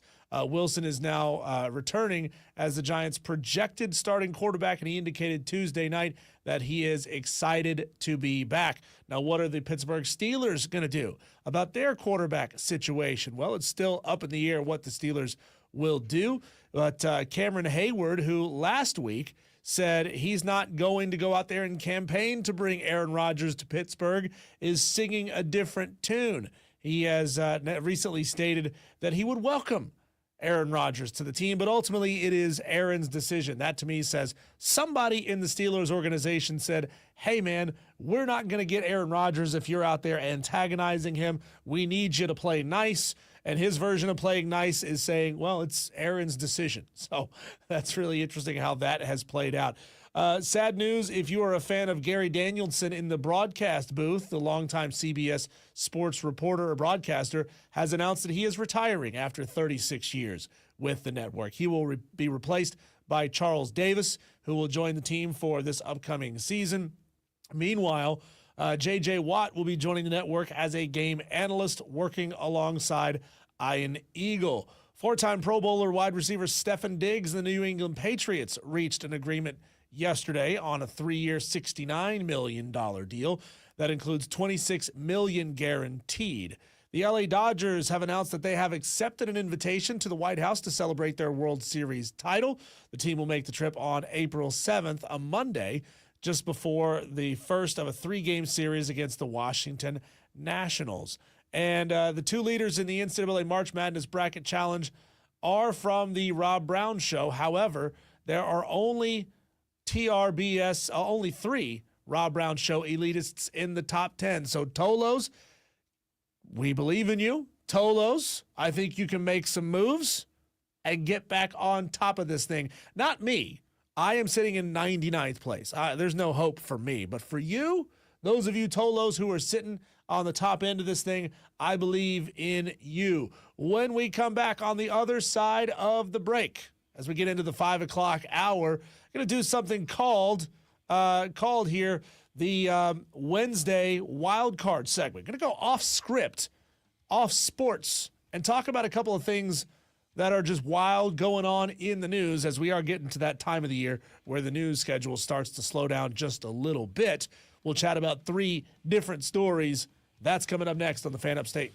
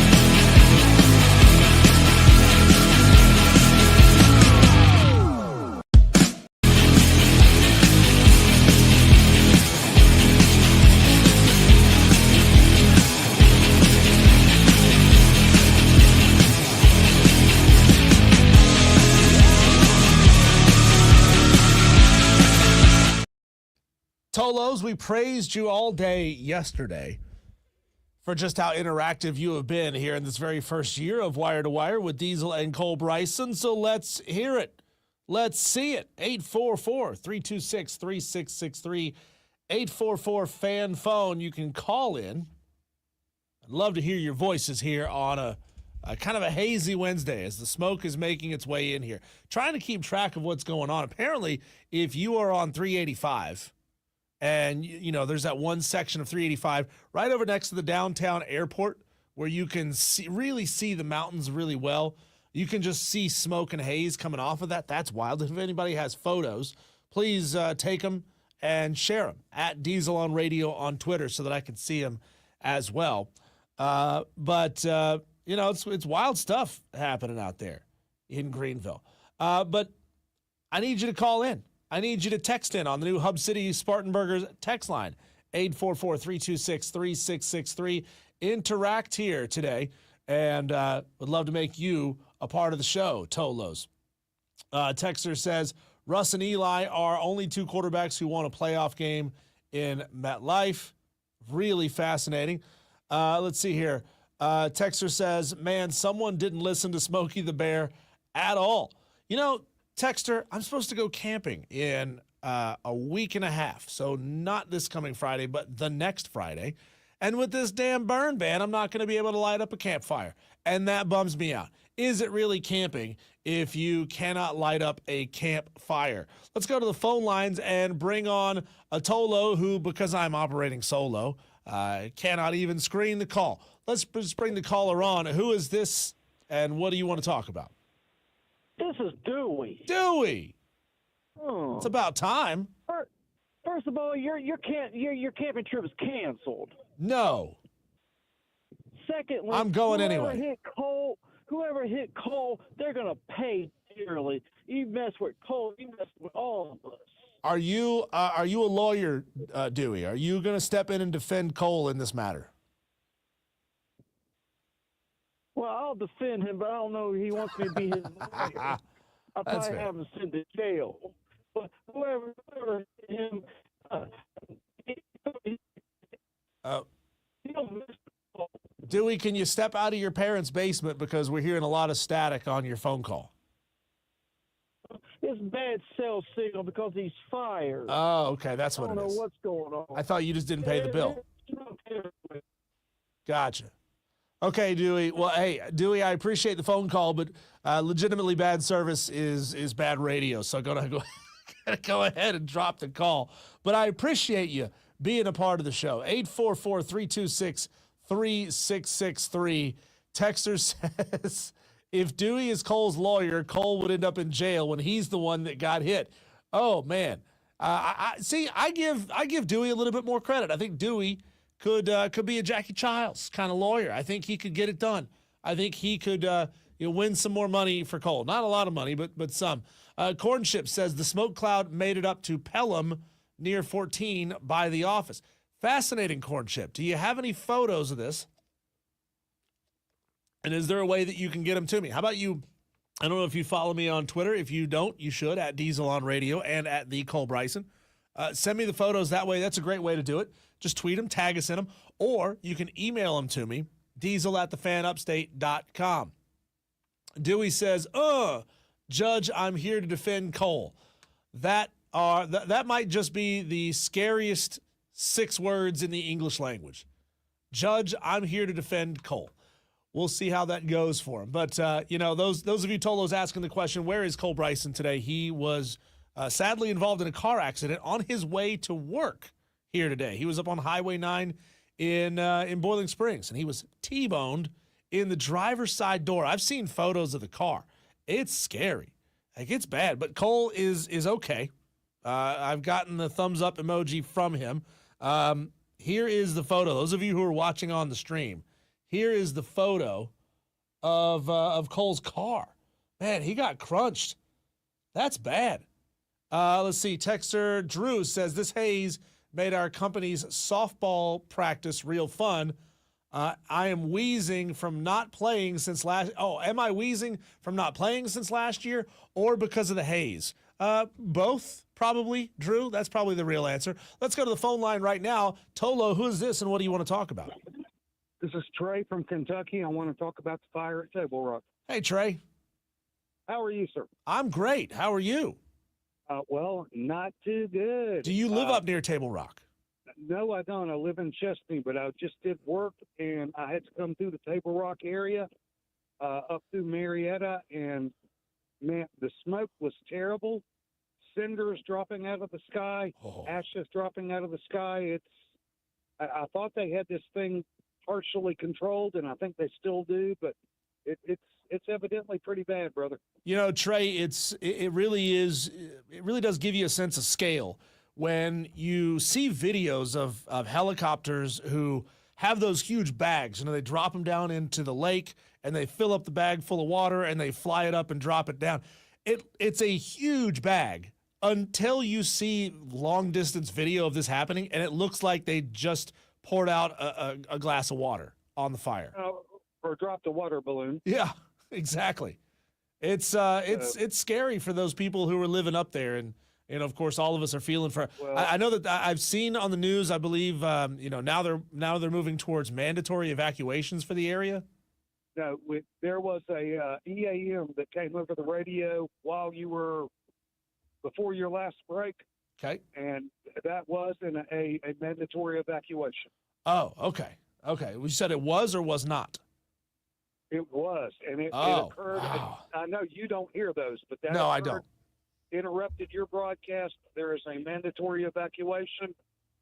Pickens County, Greenville County, Table Rock to the Marietta area. That's scary. And they gave specifics, but I'm not 100% familiar with that area, so I couldn't tell you from here to there. I don't know. That's fair. I just know what's up in that area. Trey, I appreciate it, and I tell you what, in the next commercial break, I'll see what kind of additional information I can gather and see what kind of stuff I can pass on as well. But appreciate the call, brother. Good to hear that you're doing well, and we'll talk to you soon. Let's pray for these folks. Have a good day, sir. Yes, Bye-bye. sir. That's Trey from Kentucky. That's scary what's going on up there. But Tolos, I teased that we were going to do something here called Wild Card Wednesday. We get into this part of the year, and as the NCAA tournament comes to a close here in just like 2 weeks or so, we're going to be in what we call the dog days of summer. We'll have Major League Baseball first half of the season to talk about. We'll have some golf to talk about. But outside of that, there's not a lot going on in sports in the summer months. So it's on Cole and I. This is when we really make our money, right? Not a lot of money, but this is when we make our money to figure out creative ways to fill time. And sometimes you got to go off-road a little bit. You got to talk about things that normally wouldn't get discussed on a sports talk radio show. Here's one. For just $900. For just $900. It's cheap, right? You could be pop artist JoJo Siwa's roadie for a day. Yeah, this is all these artists are trying to figure out new ways to make money because I guess nobody's buying CDs and records anymore. So you could get the ultimate fan experience with this pop artist JoJo Siwa and go be her roadie. She's going to put you to work and charge you $900 for it. It sounds like a ton of money, right? It sounds like a ripoff. And you're saying, why would anyone ever do this? She's a pop star. She's not a very good one. Why would I do this? Gene Simmons of Kiss is charging $1,250, as in $12,500, and the cost of a ticket to go do the same thing. But it kind of gets you backstage. I think you get to get a sense of what really goes into making these productions. I don't know what Gene's experience gets you, but JoJo Siwa, this pop star, said, you're actually going to get to come while we're loading in the show, and you're going to get to kind of help us set it up and make sure things are right and test out the drum with me or the DJ booth with me. Wow. All that for $900? You know full well that there's so many legalities and so much OSHA involved with setting up these huge concerts that you're not actually going to be working on the real stage. You're not going to get to turn a wrench and turn a bolt that actually does anything of consequence. You're going to be turning the fake bolt that doesn't do anything at all. So maybe save your money on this one. Maybe don't sign up for that one. Apparently, you do get to have some input on the set list for that night's show. Plus, you get a meet and greet, autographed memorabilia, and unlike Gene Simmons' from Kiss's offer, the ticket price is included in your $900 put you to work for a pop star. This one is, I'm so disappointed in the human race. Like, more and more, you just hear news that makes you realize, I don't know that we're long for this planet. There is a new viral trend out there called raw dogging. And I know you're like, Diesel, what's wrong with you? Raw dogging is a thing. Well, this is a different kind of raw dogging, not the dirty kind of raw dogging. This one is what you do on a flight. It's called raw dogging on a flight. So basically, what you do is, if you've ever seen the show Seinfeld, you do what Putty did in the show Seinfeld. You sit down in your chair, and that's it. Like, you don't put in any headphones. You don't open a magazine, no books. You don't watch a movie on the chair back in front of you. None of that stuff. You just stare at the screen or stare at the back of the chair in front of you. And it's 2025's newest viral trend. You know, there used to be like planking and owling and all those stupid ings that kids would do and take photos and put it on social media. Well, now your whole challenge is to endure a flight with no entertainment at all. The actor who plays Putty on Seinfeld, he also played on The Tick. He's been in lots of stuff over the years, has taken to social media to warn people about the dangers of getting involved in this viral trend. Here is Patrick Warburton talking about this trend. Raw dogging has become a bit of a thing, and I feel a bit responsible. Yeah, because in the show Seinfeld, he is on a flight with Elaine, and she's kind of freaked out by the fact that he doesn't want any form of entertainment. He just wants to stare at the back of the chair in front of him. And now Patrick Warburton is feeling some sense of responsibility for this viral trend taking over. Is that somebody's going to get hurt? And if you go into this thing blindly, you know what I'm saying, just not reading, watching something, you better be okay with what's going on up here. Is that your old noggin? I'm not, but it's weird and entertaining at times. Just be careful. Be careful. That's all I'm saying. Don't raw dog your flights, because I think that's when people start seeing ghosts in the back of the plane. That's when you start seeing people who are not real in the back of the plane. You need some form of entertainment. And last one here for you on this Wild Card Wednesday. Do you guys remember Napster? I remember that. I love Napster. I downloaded a handful of albums and hundreds of albums in my time. Well, Napster is still a thing. It still exists, and it just sold for $207 million to a brand called Infinite Reality. Napster, again, still does exist. It's kind of a Spotify clone nowadays. Their big selling point is that they don't compress the audio like a lot of your streaming services do.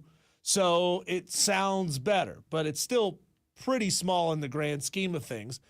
This Infinite Reality company plans to transform Napster into a platform for virtual concerts. You buy a ticket like normal, and then you just use a VR headset to watch artists perform in more intimate settings. What I find fascinating about this technology is it feels like we're already headed towards this anyway. It feels like we've had this teased to us in years past of attending games, college football, pro football, Major League Baseball, whatever it is, attending games in VR.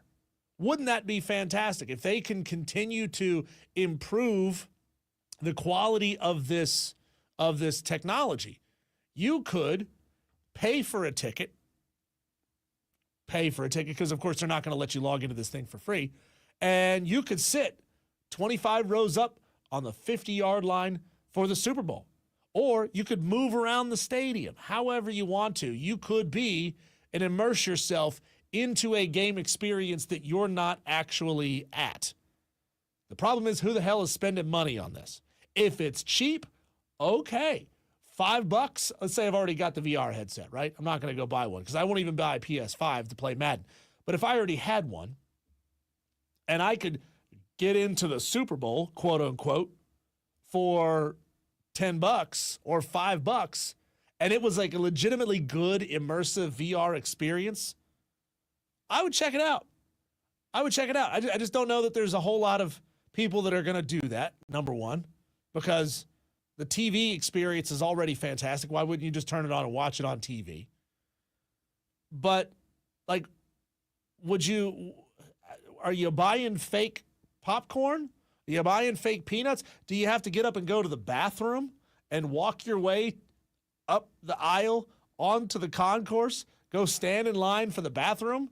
I mean, that's what people do now. People sit and watch people play video games. Why wouldn't you stand in a virtual bathroom line if you were in a VR headset at the Super Bowl? Let's see here. JD says, I tweeted you a view of the smoke from Simpsonville. JD, I will check that out in the commercial break. He also says, I bet Justin Timberlake is super happy about selling Napster. You know, Napster has sold like 10 times over the past 20 years or so. It still somehow is worth $200 million.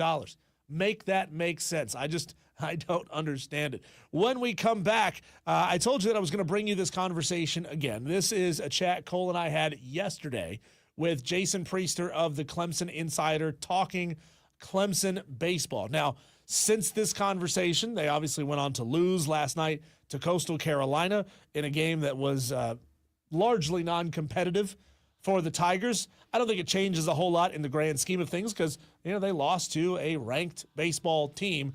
But we deep dive with Jason Priester of the Clemson Insider, even ask one or two football questions on our way out towards the tail end of this conversation. You're going to hear that coming your way next.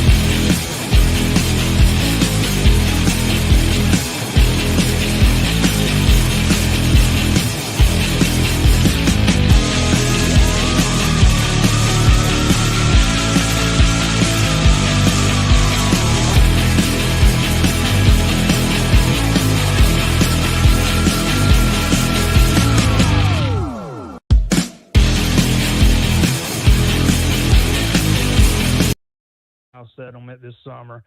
You know, there's some spots having to be cut in the next recruiting class or two. Wouldn't shock me if that's what happened here. I know that's happened with at least one or two more guys that were committed to Clemson and a couple of guys that were expecting offers from Clemson and that never came. You're just not going to be able to have as many players on your roster as you used to have, and it's kind of made it a little bit tougher when it comes to managing that roster. Jason, a very big one midweek tonight for the Clemson Tigers as Coastal Carolina is at Doug Kingsmore Stadium. I don't know if Coastal is still in the top 25 or not, but a very good Coastal Carolina program. Tonight, 6 o'clock, as you mentioned, at Doug Kingsmore Stadium. What do you expect to see tonight, and who do you think will be the guy that, or the guys, you can make that plural if you want to, that gets the win, hopefully for the Clemson Tigers tonight? Yeah, you know, I'm very interested to see how Noah Samoa, you know, looks tonight. His third start, he's not yet gone past the inning and 2/3 because they kind of had him on a strict pitch count as they work him back in after coming back from injury. Big 6'6", 6'7" left-hander. He's been really good in a very small sample size so far, but I haven't gotten to watch a lot of Coastal this year, but that's typically a team that can hit the ball. You know, so the pitch is going to have to be on point, and Clemson's going to have to score some runs. But that's a series Clemson's kind of owned at their place. When Coastal comes there, more often than not, Clemson tends to win. So I'm going to roll with Clemson tonight. Jason, some of your early thoughts now that we're 20-some-odd games into the season. What's the ceiling for this Clemson baseball team? Is it truly Omaha or bust? I don't want to go that far and say it's Omaha or bust. We're talking about year 3 under a new head coach, but that does feel like the next logical step. You know, you host a regional in Bakic's first year, you win that regional in his second year and advance to the super regional. So that does kind of feel like, you know, where it's heading. I think this team's got all the pieces. Now, I think they've got the potential. Now, whether they can put all that together and make that kind of run remains to be seen. But, you know, he has shown over his first 2 years that he knows how to push the right buttons and have that team playing, you know, at a very high level, you know, going into the postseason. We'll see if they can carry it that far.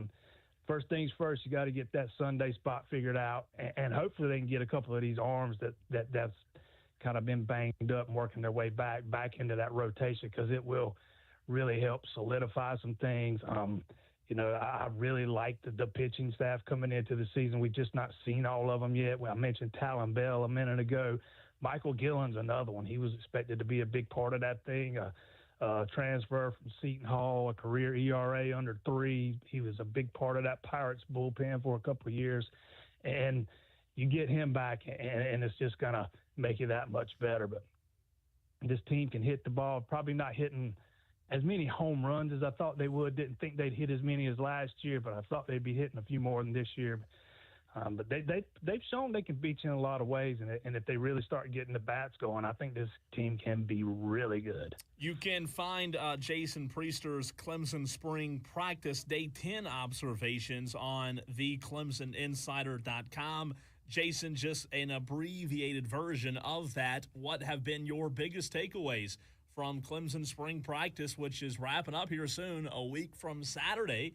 Clemson will have the orange and white spring game at Death Valley.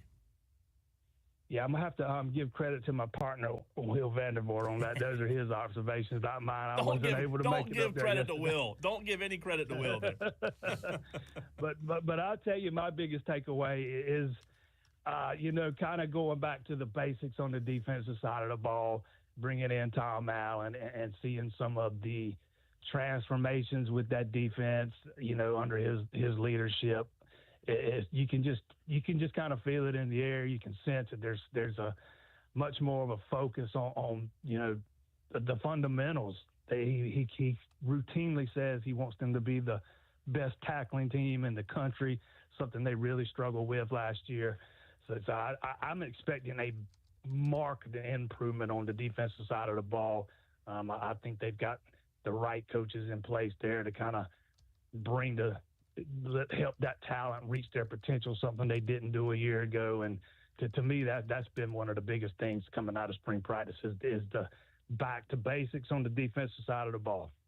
Jason, what can you tell us about this 3-star running back out of Rock Hill, Jude Hall, that spent a couple of days at Clemson? You don't spend a couple of days if you're not really interested in signing somewhere. It seems as if the staff's going to be high on him. Obviously, the running back position a little bit thin over the next couple of years going forward. Tell us a little bit about Jude. Yeah, I'll be honest with you, he's a guy I'm not real familiar with until he visited just recently. But it is a big position for them in 2026. You know, they kind of zeroed in on Jalen McGill, the local kid there out of the upstate early in the cycle. He ends up committing to Rutgers, backs off a couple of weeks later, and Clemson's kind of moved in a different direction. They offered Carson Baker, Javion Mallory, who just committed to Miami, and Jay Lamar, a kid out of Georgia. Matter of fact, had a phone call with him this morning. You know, he's always talked about how Georgia's has been his favorite all along, and he told me today that since he spent a couple of days on campus, Clemson's his new number one. So we'll see what happens. Those are probably the two names to know at running back moving forward, at least for now, Carson Baker and Jay Lamar. We'll see if they can reel one of those guys in. Jason, great stuff as always, man. We appreciate you taking time to join us. Have fun at the game at Doug Kingsmore in just over an hour from now, and we'll talk to you soon, man. Appreciate you having me on, guys. Absolutely. Jason Priester, the Clemson insider when it comes to Clemson baseball. We hope you are studied up and well-versed now because of that interview. So they're good, man. I think he hit the nail on the head, Diesel. They've got potential. But when you talk about being good and going from good to great, putting all the pieces together, it's a long season. Well, you got to have that Sunday pitcher, because if you get yourself in a hole early, Friday, you're gonna have to lean on that Sunday guy to get you a win and get you set up well on Sunday, and that puts you in a tough spot if your Sunday starter is not figured out. And that's why they lost to Notre Dame. That's the one. The second conference loss, because they have two conference losses, one to Wake and one to Notre Dame, and that's the reason they lost the Notre Dame one was Sunday. It was tough, but fantastic stuff from Jason Priester there. Tolo's going to stay on the diamond and move things up to Spartanburg, as the Spartanburgers, the Hub City Spartanburgers, have just unveiled their inaugural lineup for the Hub City Spartanburgers in 2025. Some really exciting prospects going to be on the field right there at Fifth Third Park. I'll tell you more about that next on the Fan Upstate.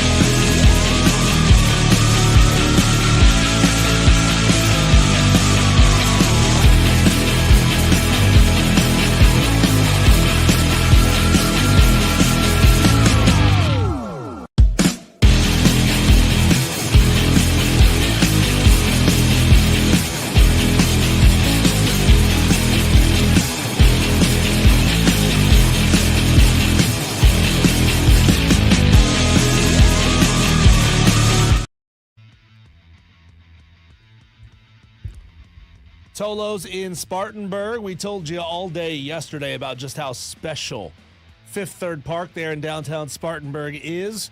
Parking's going to be, a headache. It's gonna suck for a couple of years. So heads up as you're making your way down to the ballpark for the very first time this season. Understand in advance that parking is not great right now. But if you know that, it gives yourself plenty of time before the game starts to go find yourself a place to park. You may have to walk a couple of blocks, but I just wanted you to know that in advance. Outside of that, what we saw yesterday at Fifth Third Park absolutely blew me away. Like, I've been living here in Greenville for a number of years now, almost 20 years, and more than a handful of times I have brought somebody who doesn't live in Greenville, downtown Greenville, to check out Fluor Field, which is a special ballpark. But I think Fifth Third Park has it beat by a lot. Fluor Field's a little bit old, a little bit older. Still a beautiful ballpark, but Fifth Third Park is absolutely immaculate. It's a shining jewel. And those of you Tolos who live in Spartanburg, who go to games, those of you Tolos who live in Greenville, in Gaffney, and in Boiling Springs, we know we got Tolos up there. You're going to want to go check out Fifth Third Park and see just how special it is. Well, the Hub City Spartanburgers have just announced their preliminary roster for their inaugural 2025 season. They will begin their campaign with 5 of the Rangers' top 30 prospects. So you're not just seeing scrubs who are filling uniforms. You're going to see 5 of the Rangers' top 30 prospects. So some good talent going to be on the field. The 30-man roster is made up of 17 pitchers and 13 position players. 17 players who finished their campaigns in 2024 with the High A Hickory Crawdads, who are now the Low A Hickory Crawdads, my hometown team. Some of those guys are coming down here to Spartanburg. And 9 of the new Spartanburgers wrapped up their 2024 campaigns with the now defunct Down East Wood Ducks. So you're going to have some guys who have some experience. You're going to have some really good prospects on this 2025 Hub City Spartanburgers roster. So I'm telling you, you're going to want to get there early and check out some of the up-and-coming Major League Baseball talent. 5 Spartanburgers were tabbed as top 30 prospects in the Rangers organization MLB pipeline, and 6 made Baseball America's preseason top 30 list. Catcher Malcolm Moore, 2024 first-round draft choice, is the highest-rated Hub City player in both of those publications. So catcher Malcolm Moore is one that you're going to want to watch.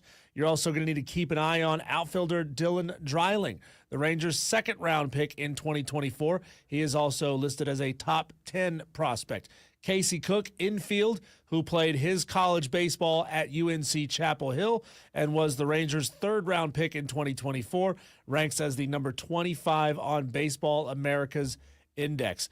Chad Comer is the coach. He coached at Hickory last year. He makes his way down here to coach for the Hub City Spartanburgers. Had a great time talking to him a couple of months back as they were still in camp. Well, they're just about to break camp, and they will be here on the 31st, settling into the new ballpark. I say settling in, but it's really just put your bag down and hop on a bus, because they're headed back up to Hickory for an exhibition game. So how about that? Chad Comer leaves the Hickory Crawdads, comes down to Spartanburg, and immediately has to go back and play a game at Hickory's LP Franz Stadium. So Spartanburgers off and running.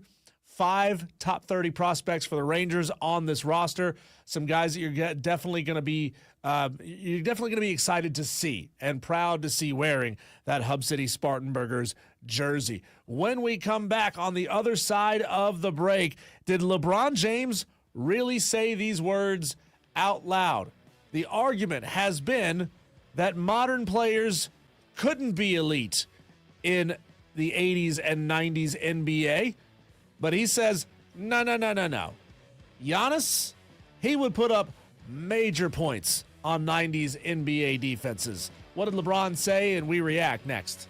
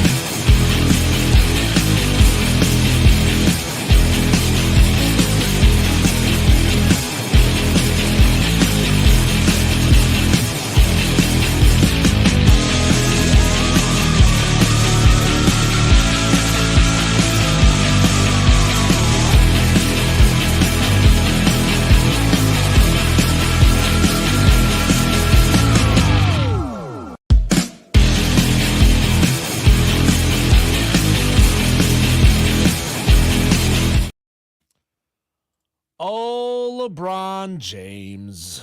LeBron James, you got so much talent, but you can't see the forest for the trees. LeBron James had an interview that was pre-recorded air on the Pat McAfee show earlier today, noon. If you haven't seen it, you probably have seen the clip that is going massively viral right now, where LeBron James, the king of basketball, says that if Giannis Antetokounmpo played an NBA game in the 70s, he would have 250 points in a game. I love how LeBron's not making this about him. It's not about.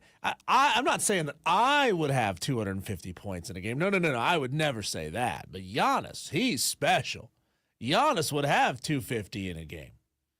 Okay, so LeBron was again appearing on the Pat McAfee show, pre-recorded interview that aired today at noon. And the conversation about playing in different eras of the NBA came up. And you can't just talk about a player as if they're bracketed in their own era. We have all had this conversation over the years. What if LeBron played in the 90s? What if Jordan played in the modern NBA? What if Kobe played in the 50s? Whatever, right? It's a fun conversation to have, but it's always come with an air of whimsy, of irreverence and reverence for the past. Well, LeBron James, I guess, is done with that.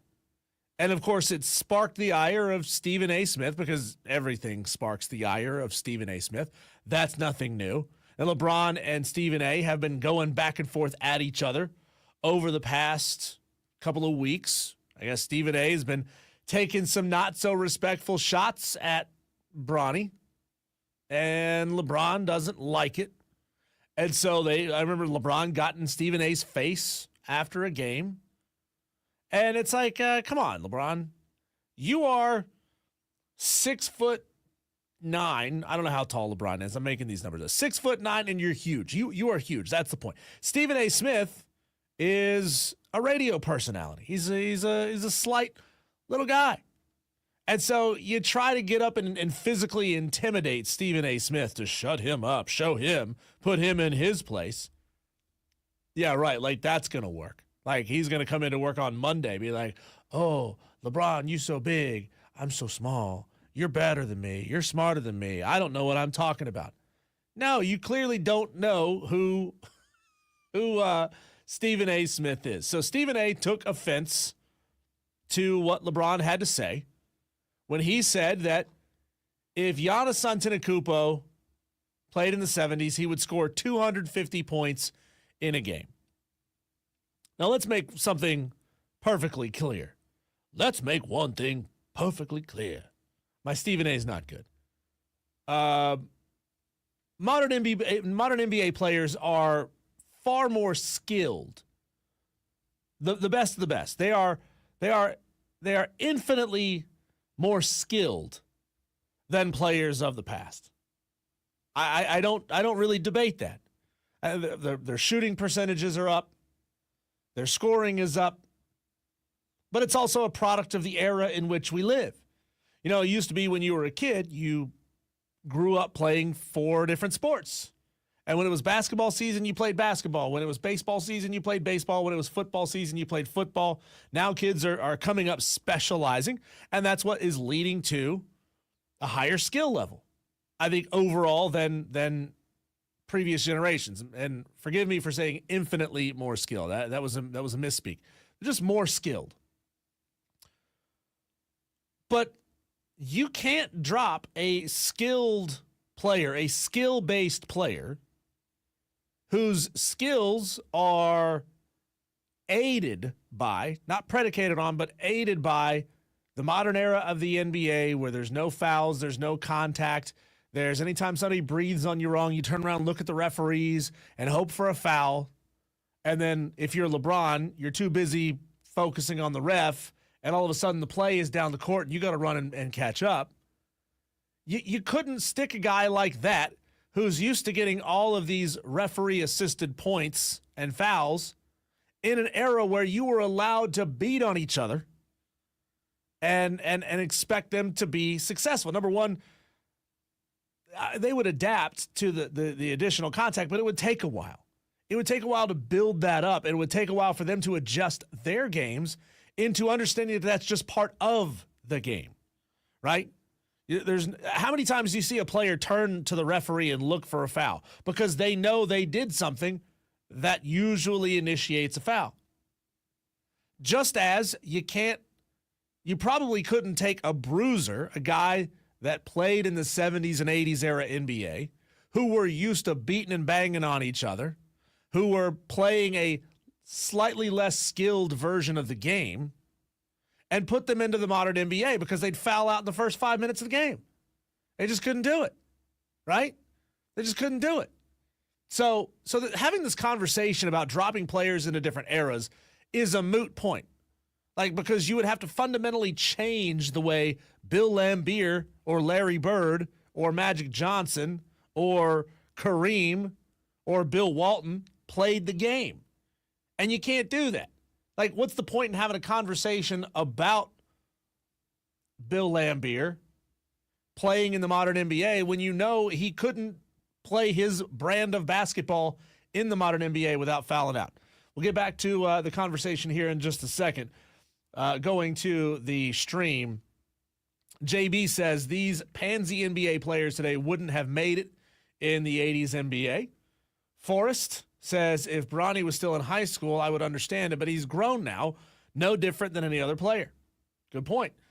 JB says they're more skilled, but in the 80s NBA, those guys played actual defense and were allowed to play defense unlike today's NBA. All good points, JB.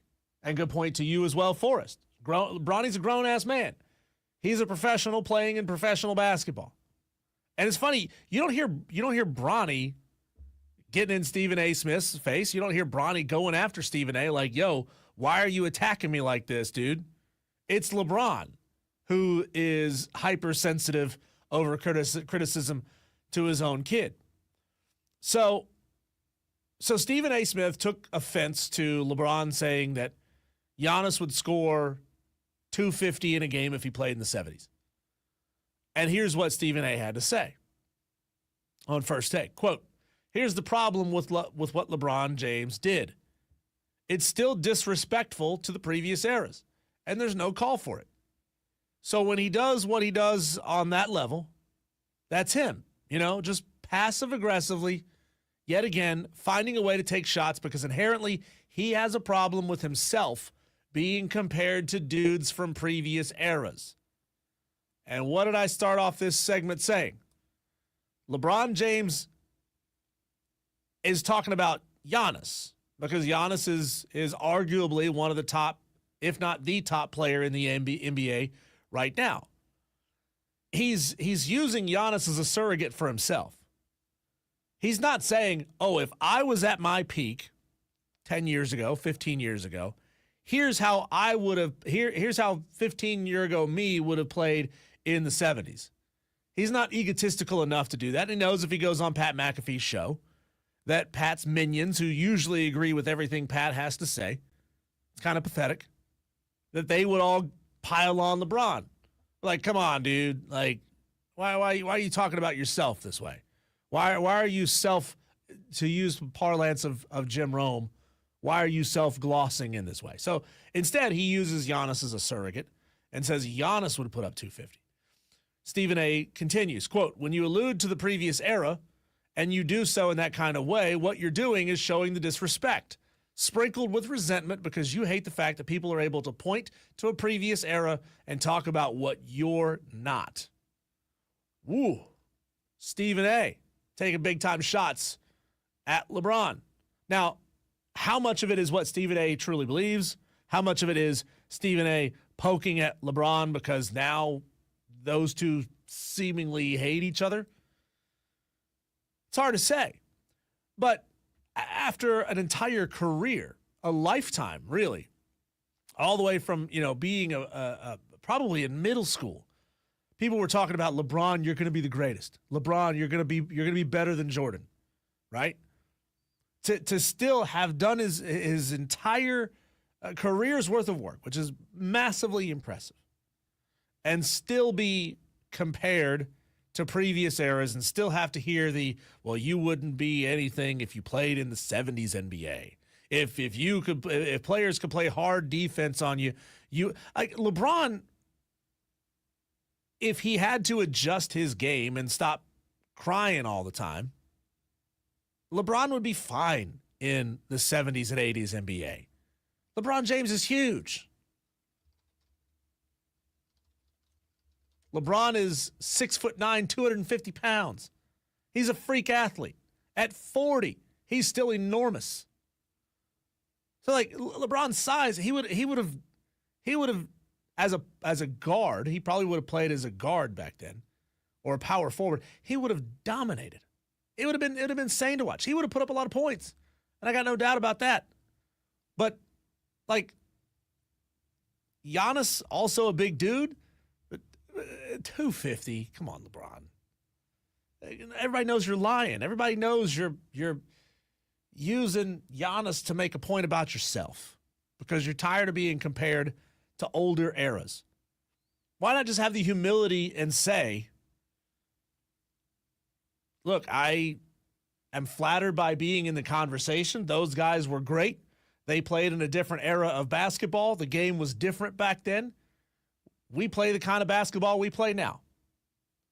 If he wants to say I'm not going to apologize for the era of basketball in which I was born into, fine. Just say, hey, yeah, this is the modern NBA. This is the way that the game has changed and evolved. There are a lot of similarities in how the game is played. There's differences in how the game is played as well. It's officiated differently. Defense is different. I think I could have been pretty good. Be humble.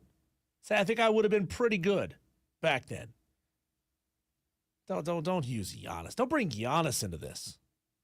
And if I'm Giannis, I'm pissed at LeBron. Like, yo, don't drop my name in this because now Giannis's Twitter mentions are probably full of people saying that you, Giannis, wouldn't be good back in the 70s. I don't know if anybody's even having that conversation about Giannis. Are they? Like, he's being brought into something he had no interest in being brought into. Wire to Wire with Diesel and Cole Bryson. I'm rocking it solo today because, this is scary. Cole was in a car accident on Highway 9 in Boiling Springs on his way to do the show today. He is okay. Cole is fine. His car is not. He sent me pictures of this. I put him up on the stream earlier, and his car is pretty messed up. He was T-boned on Highway 9 in Boiling Springs. It looks like the driver of the other car was going pretty fast, but thankfully Cole is okay. He has told me earlier that he was a little sore, a little banged up. So not surprising that Cole not coming in for the show today. Don't know what's going to happen tomorrow, but we are, of course, all praying for Cole that he is able to get past the physical pain that he's in after this car accident. Hopefully everybody's praying for the driver of the other car too. I don't know the situation. I don't know exactly how it went down. If somebody ran a red light, if somebody, if Cole moved out into the intersection a little early, I don't know. I genuinely don't know. So, or if it was just purely an accident, but we should also be thinking about the other person as well. Texter at the Hub City Spartanburgers text line, 844-326-3663, says the sky is orange and smells like a bonfire here at the house. That comes from Keith in Traveler's Rest. Our Tolo that's probably, I don't know if we have any Tolos in Pickens. If we do, I don't know if they identify themselves as Tolo from Pickens, but Keith and TR is the Tolo that I know of who lives closest to the mountain area, and they're probably getting a majority of the smoke or more of the smoke that we're getting down here in Greenville. So scary stuff. And wasn't even aware that this was going on, but we did have a caller call in and say that there was an EAS, emergency alert, in the last hour of the show that mentioned a mandatory evacuation for certain areas up near Table Rock. So if you're in that area, look up the appropriate news outlets. Our sister station, 98.9 WORD, is all over this with coverage. You can look them up on 989WORD.com. You can also find their social medias where they've got the latest posted there. Another Tolo says, shout out to Wofford Baseball, who upset top 25 Troy in Alabama last night. Yeah, shout out to Wofford for getting the big road dub against the top 25 team. Wofford, I'm telling you, they're taking full advantage of Furman not having baseball and really capturing the attention of the upstate, because Wofford is going to be playing the inaugural baseball game at the brand new Hub City Spartanburgers Stadium, Fifth Third Park there in downtown Spartanburg. They're going to be playing USC Upstate on the 1st, which is next Tuesday. Again, Tolos, if you're heading down to that game, understand that parking is a little bit of an issue. They've got one parking garage that holds somewhere around 700 cars. They are going to be making up the difference with surface level lots around the stadium.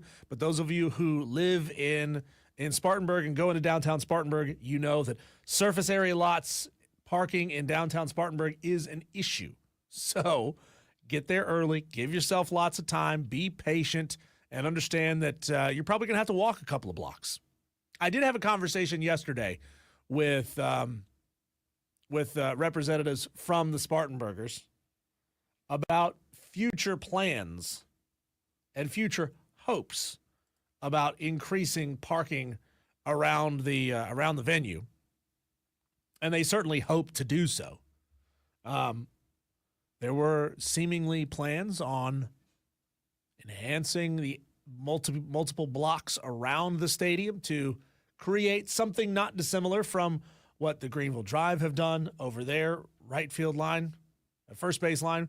Also, what the Braves have done at the Battery. A lot of stadiums are doing it. A lot of places are doing it, creating entertainment areas and districts around their stadium. Get you down there earlier. Hopefully you stick around a little bit later after the game. They want you to stay and have a drink somewhere. Also, that kind of helps traffic and flow get out of the area. So really excited of what's going on up there. Happy for Wofford Baseball and their top 25 win on the road last night at Troy. Earlier in the show, I had a conversation with Lou Bezjack of the state newspaper talking about this new one-time transfer rule that has just passed here in the state of South Carolina. What exactly does it mean? Where could this go eventually? Does he see it expanding to more than one-time transfer down the road? Why now? Did it have anything to do with the state's attempt to take over the administration of the South Carolina high school leagues? You'll hear that conversation next, right here on the Fan Upstate.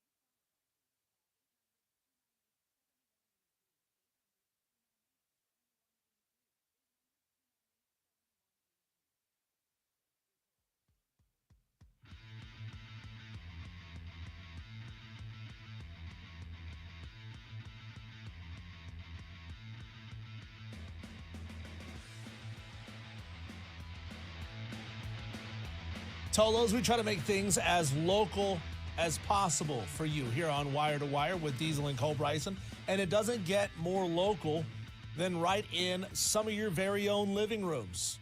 There's a brand new rule in effect, or going into effect, for the 2025-2026 school year that will allow a one-time transfer of high school athletes in the state of South Carolina. To talk about it and to shed some more light on it, I bring in Lou Bezjack of the state newspaper. He is covering this story as it continues to unfold. Lou, can you let us in just a little bit on why this ruling came down in the first place, how this whole process started, and we'll just kind of go from there with the conversation. Well, I think the talk started around September, October. In the fall, members of the executive committee, like a subcommittee, got together and just kind of started, and it was kind of spearheaded by Nicholas Pearson, who's the South Carolina High School League executive committee president, outgoing. He'll be replaced at the end of the year, but this is one of his kind of priorities and kind of the league's priorities to kind of get this rolling. The one-time transfer rule, they looked at other states. They did a lot of research on it, looking at other states. I think they looked at 12 or 13 other states that have used this rule in the past, and I think they thought it was time because you look at the different things, teams that are lost postseason eligibility because of that with the bona fide move. In the past, you have to have a bona fide move, prove that you've moved from whatever district to if it's out of district, to make sure your address is there. And this rule will kind of do away with that, at least for the first. I mean, you don't need a bona fide change of address anymore.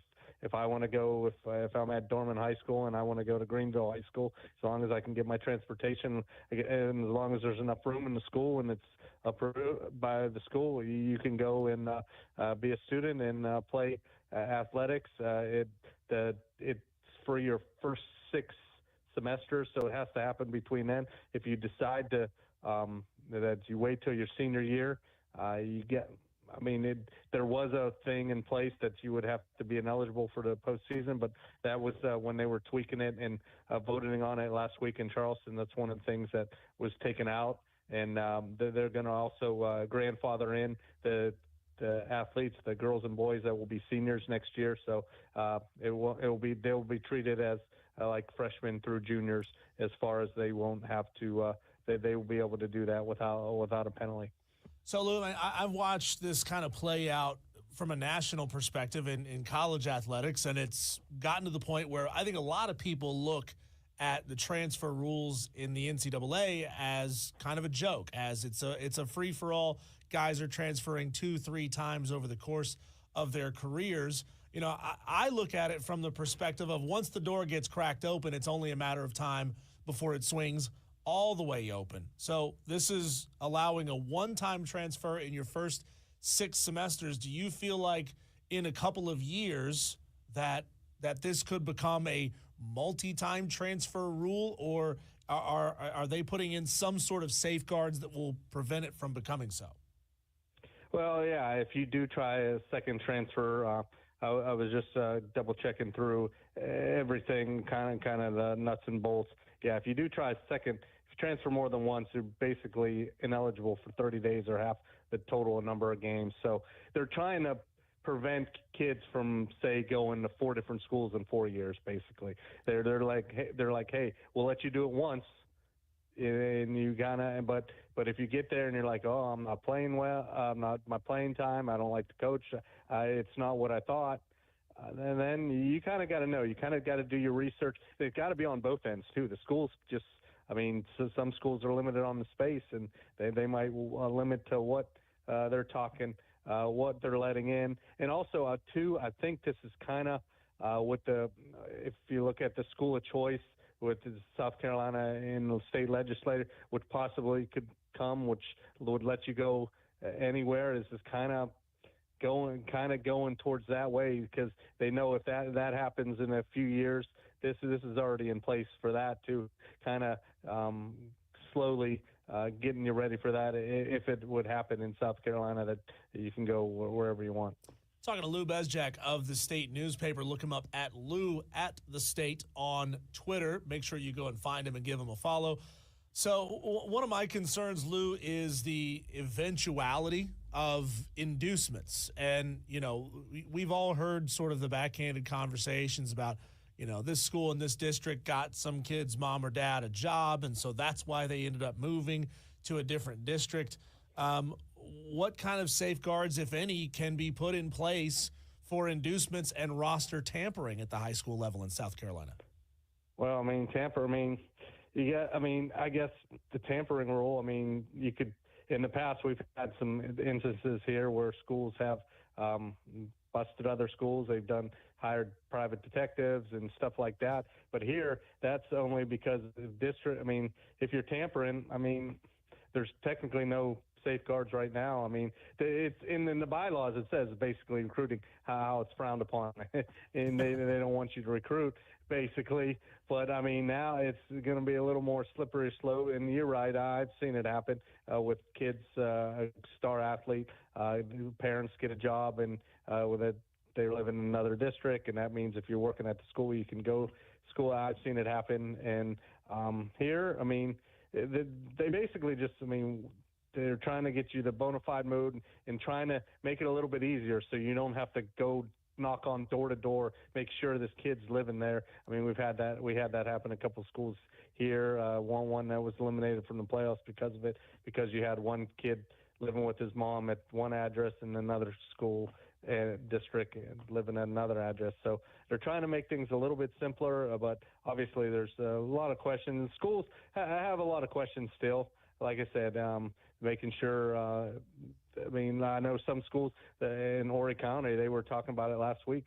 They're at almost 95% capacity, so they don't know if they can accept, you know, kids might want to come there, but except I think Conway was the only school that was able to take the kids there. So there's still a little bit to be worked out, and there's time. I mean, obviously it will go into effect in the fall, and they want you to basically you got to be there before, like for football instance, before first day of football practice.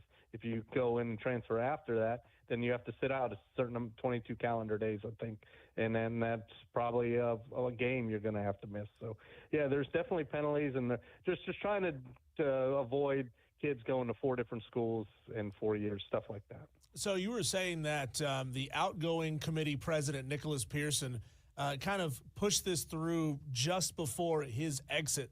I wonder, do you believe that whoever the next committee president is going to be, that they would have also made this a priority, or was President Pearson just trying to kind of shoehorn in some last-minute changes before hitting the exit button? Well, I think he was trying to get it done because he heard from different school. I mean, this was kind of a priority. He's seen what's going on, and he's seen, well, why don't, all right, you're people complaining about moving and recruiting and stuff like, well, we're going to give you a one-time thing, and we're going to see how it works.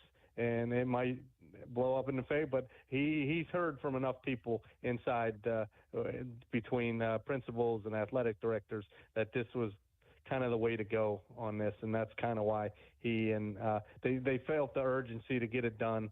And like I said, with the school of choice possibly coming down the road, this would be a way to kind of ease into that.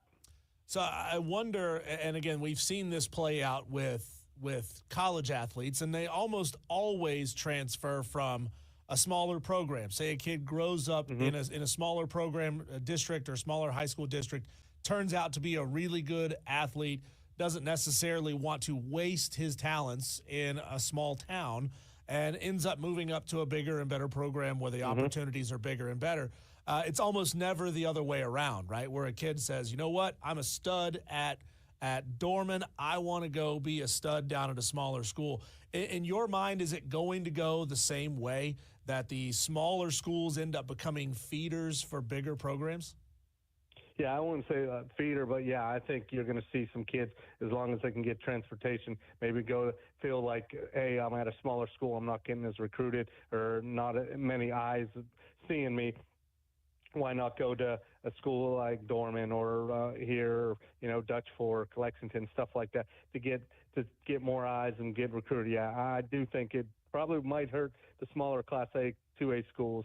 I think that's one of the concerns, talking to different athletic directors and school officials, that they think that it might hurt smaller schools because of that. But we'll see. I mean, I think there's just a lot of questions and a lot of things that could play out from now until it goes into effect in August. But I think you'll see kids starting to get the groundwork, especially the seniors that can do it. They'll want to get done soon over the summer and the spring, to get ready if they feel like they're going to be ready to transfer. Talking to Lou Bezjack of the State Newspaper, and the new ruling that begins in 2025-26 school year that will allow athletes a one-time transfer. I wonder, Lou, and you can tell me that one has nothing to do with the other, but what, if anything, does this rule have to do with the attempted takeover by the South Carolina legislature to take control of governing the high school league? Does it feel like that this is a concession that the high school leagues were willing to make to be able to retain control and keep the right people happy? Yeah, I think that was true. I know, like, that rule that might be that the legislators looking at that happened a few weeks ago. The transfer rule kind of started, like I said, months before that. But I think it does kind of help. I mean, because legislators are definitely pushing that school of choice, and this definitely shows that the high school league's willing to adapt, and be willing to change. I mean, because it's a big deal. I think it's definitely one of the bigger things that has happened since I've been covering 20 plus years.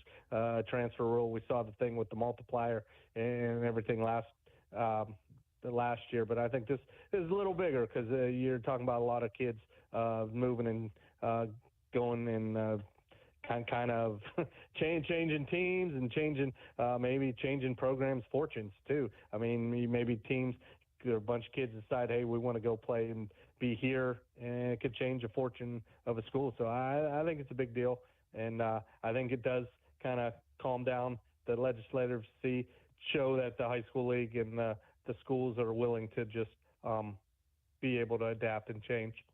And Lou, this rule will also apply to middle school as well. Do you anticipate that there will be a large number of players? We just talked about in the last segment on three Sports, reporting that over 1,200 kids are in the NCAA transfer portal for basketball alone right now. Do you have a feeling that this will ultimately be a big time thing where hundreds potentially of players are transferring year in and year out, or will it stay relatively small? I think it's going to be a mix. I mean, I don't think it'll be. I think the numbers I found out, I think it was like 3,500 to 4,000 kids have transferred across the state in the last 2 or 3 years. So, I mean, that's a lot of kids. Sorry. So yeah, I don't know, and I think you'll see a lot more with football and basketball. I don't know about the other sports, if it will be quite as much, but yeah, you could have the potential for a large thing, and it's going to take a lot of work on all parties trying to get this thing right. Lou, I hear you over there coughing, hacking a little bit. I'm looking out of the studio window, and I'm seeing a sort of a tan orange haze. We're starting to get some of that wildfire smoke moving into our area, and I can actually smell it coming through the vents here at the radio station studios. Appreciate your time on this. I know that there are a lot of moving pieces on this.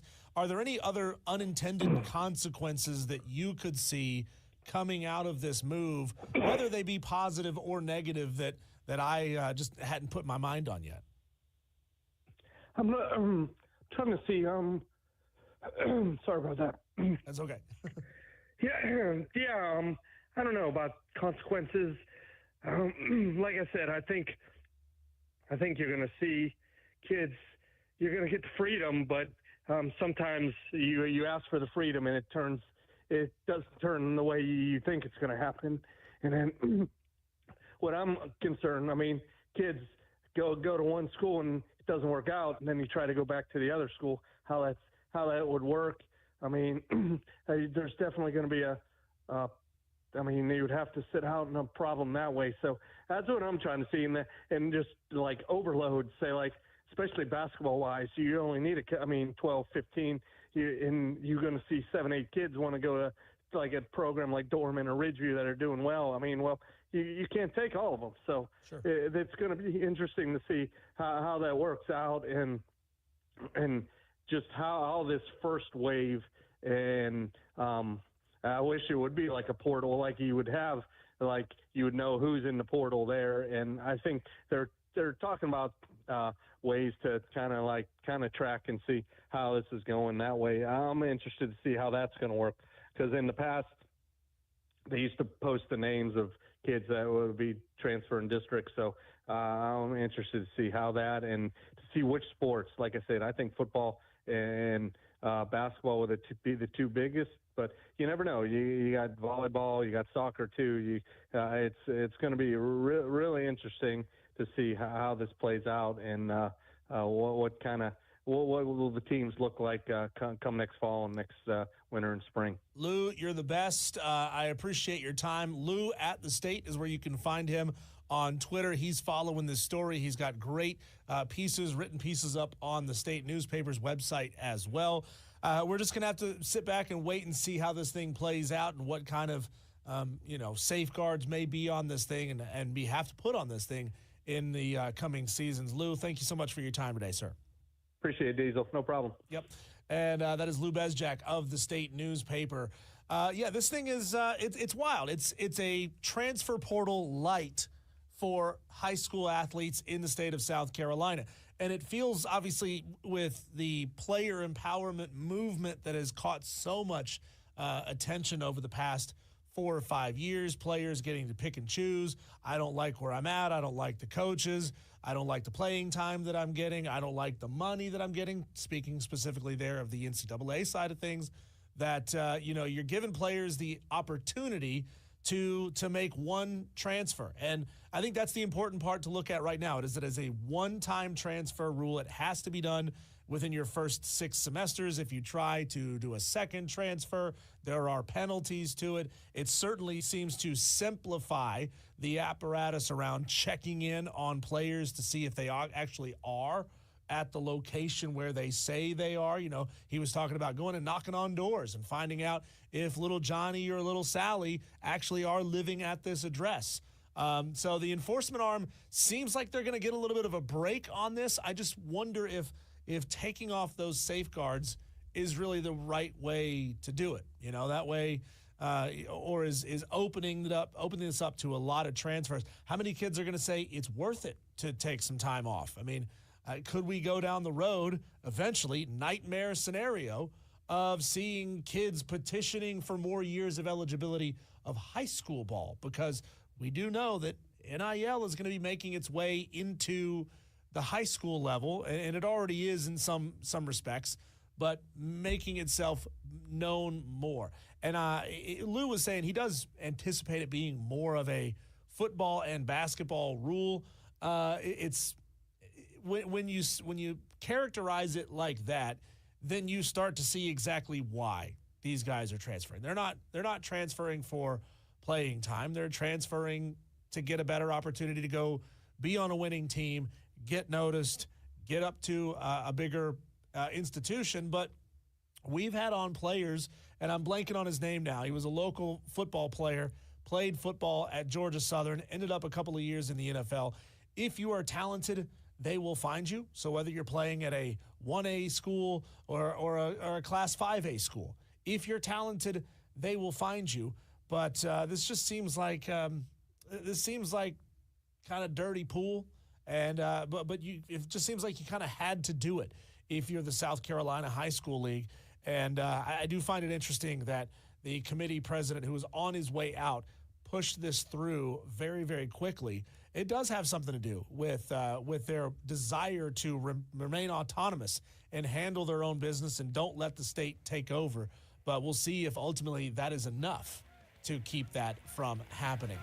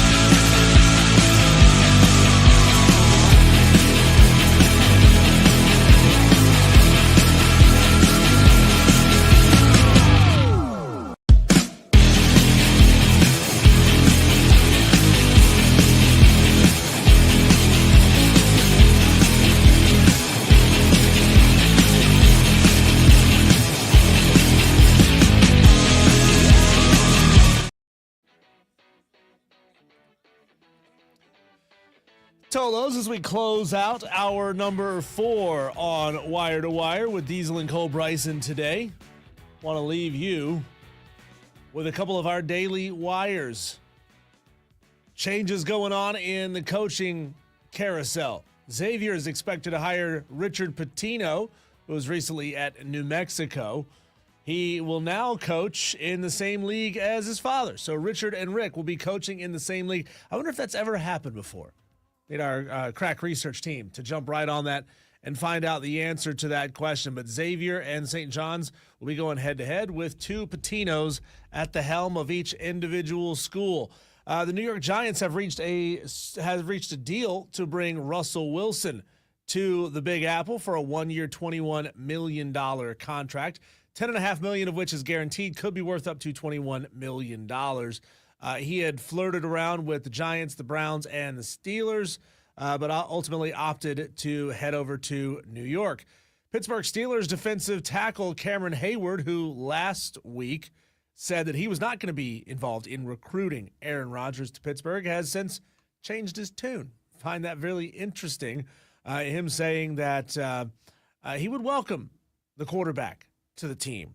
Last week, I'm not going to recruit you this week, kind of taking more of a neutral standpoint. Longtime CBS sports broadcaster Gary Danielson has announced his retirement after 36 years with CBS. He'll be replaced by Charles Davis, who will join the team for the upcoming season. J.J. Watt will be joining the network as a game analyst, working alongside Ian Eagle. Four-time Pro Bowler Stefon Diggs and the New England Patriots have reached an agreement on a 3-year, $69 million deal that includes $26 million guaranteed. The LA Dodgers have announced that they have accepted an invitation to the White House to celebrate their World Series title. They'll make the trip on April 7th on the first day of their 3-game series against the Washington Nationals. The two leaders in our wire-to-wire March Madness Bracket Challenge are from The Rob Brown Show. However, there are only 3 Rob Brown Show listeners in the top 10. So Tolos have 70% of the top 10. Fascinating to see how this is going to play out. I told you earlier, LeBron James was on the Pat McAfee show. It aired earlier today, saying that Giannis, if he played in the 1970s, would score 250 points in a game. Had a lot of fun talking about that earlier in the show today. No debate that the NBA today is an extremely highly skilled league, probably definitely more highly skilled than it was in the 70s. You know, these guys are specializing from a younger and younger age. But Stephen A. Smith took exception to that, basically saying that LeBron was having a proxy war with all the people who said that LeBron, would not have been elite in the 70s and 80s. I think Stephen A. may be touching on some semblance of reality there. If I was Giannis, I would not want to be brought into this conversation. It's like, yo. Don't have that conversation about me. You're really talking about yourself. Don't make it about me. Also, on the Pat McAfee show, LeBron was asked about his relationship with his childhood idol, Michael Jordan. Now that they're in the twilight of LeBron's career, he said, we don't really talk because I'm still playing. I'm just focused on my craft right now. He did say that he hopes a rapport could blossom between he and Jordan after LeBron retires. Says the funny thing is, me and Kobe, the late great Kobe, obviously me and Kobe never had a real relationship either. We were on the Olympic team. We had a great relationship there. The Olympic team in 2008 and the Olympic team in 2012. But it was always a competition between us. We were always like, I was on the East Coast, he was on the West Coast. And it was like, even though in 2009 we didn't beat Orlando and didn't get an opportunity to play him in the finals, there was competitive friction. So, look, these players don't have to be best friends. And I find that really interesting that LeBron keeps pushing the we have to be best friends narrative, because not pushing the narrative. Let me rephrase that.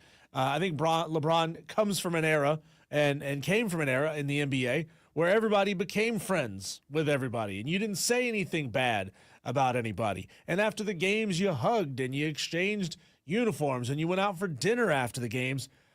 Kobe and MJ and other players like them didn't come from that era. And those players don't feel the need to be buddy-buddy with everybody around them. They are competing against each other, not trying to be best friends and not trying to start business ventures down the road. And look, you're just not going to change Michael Jordan, and you wouldn't have changed Kobe Bryant.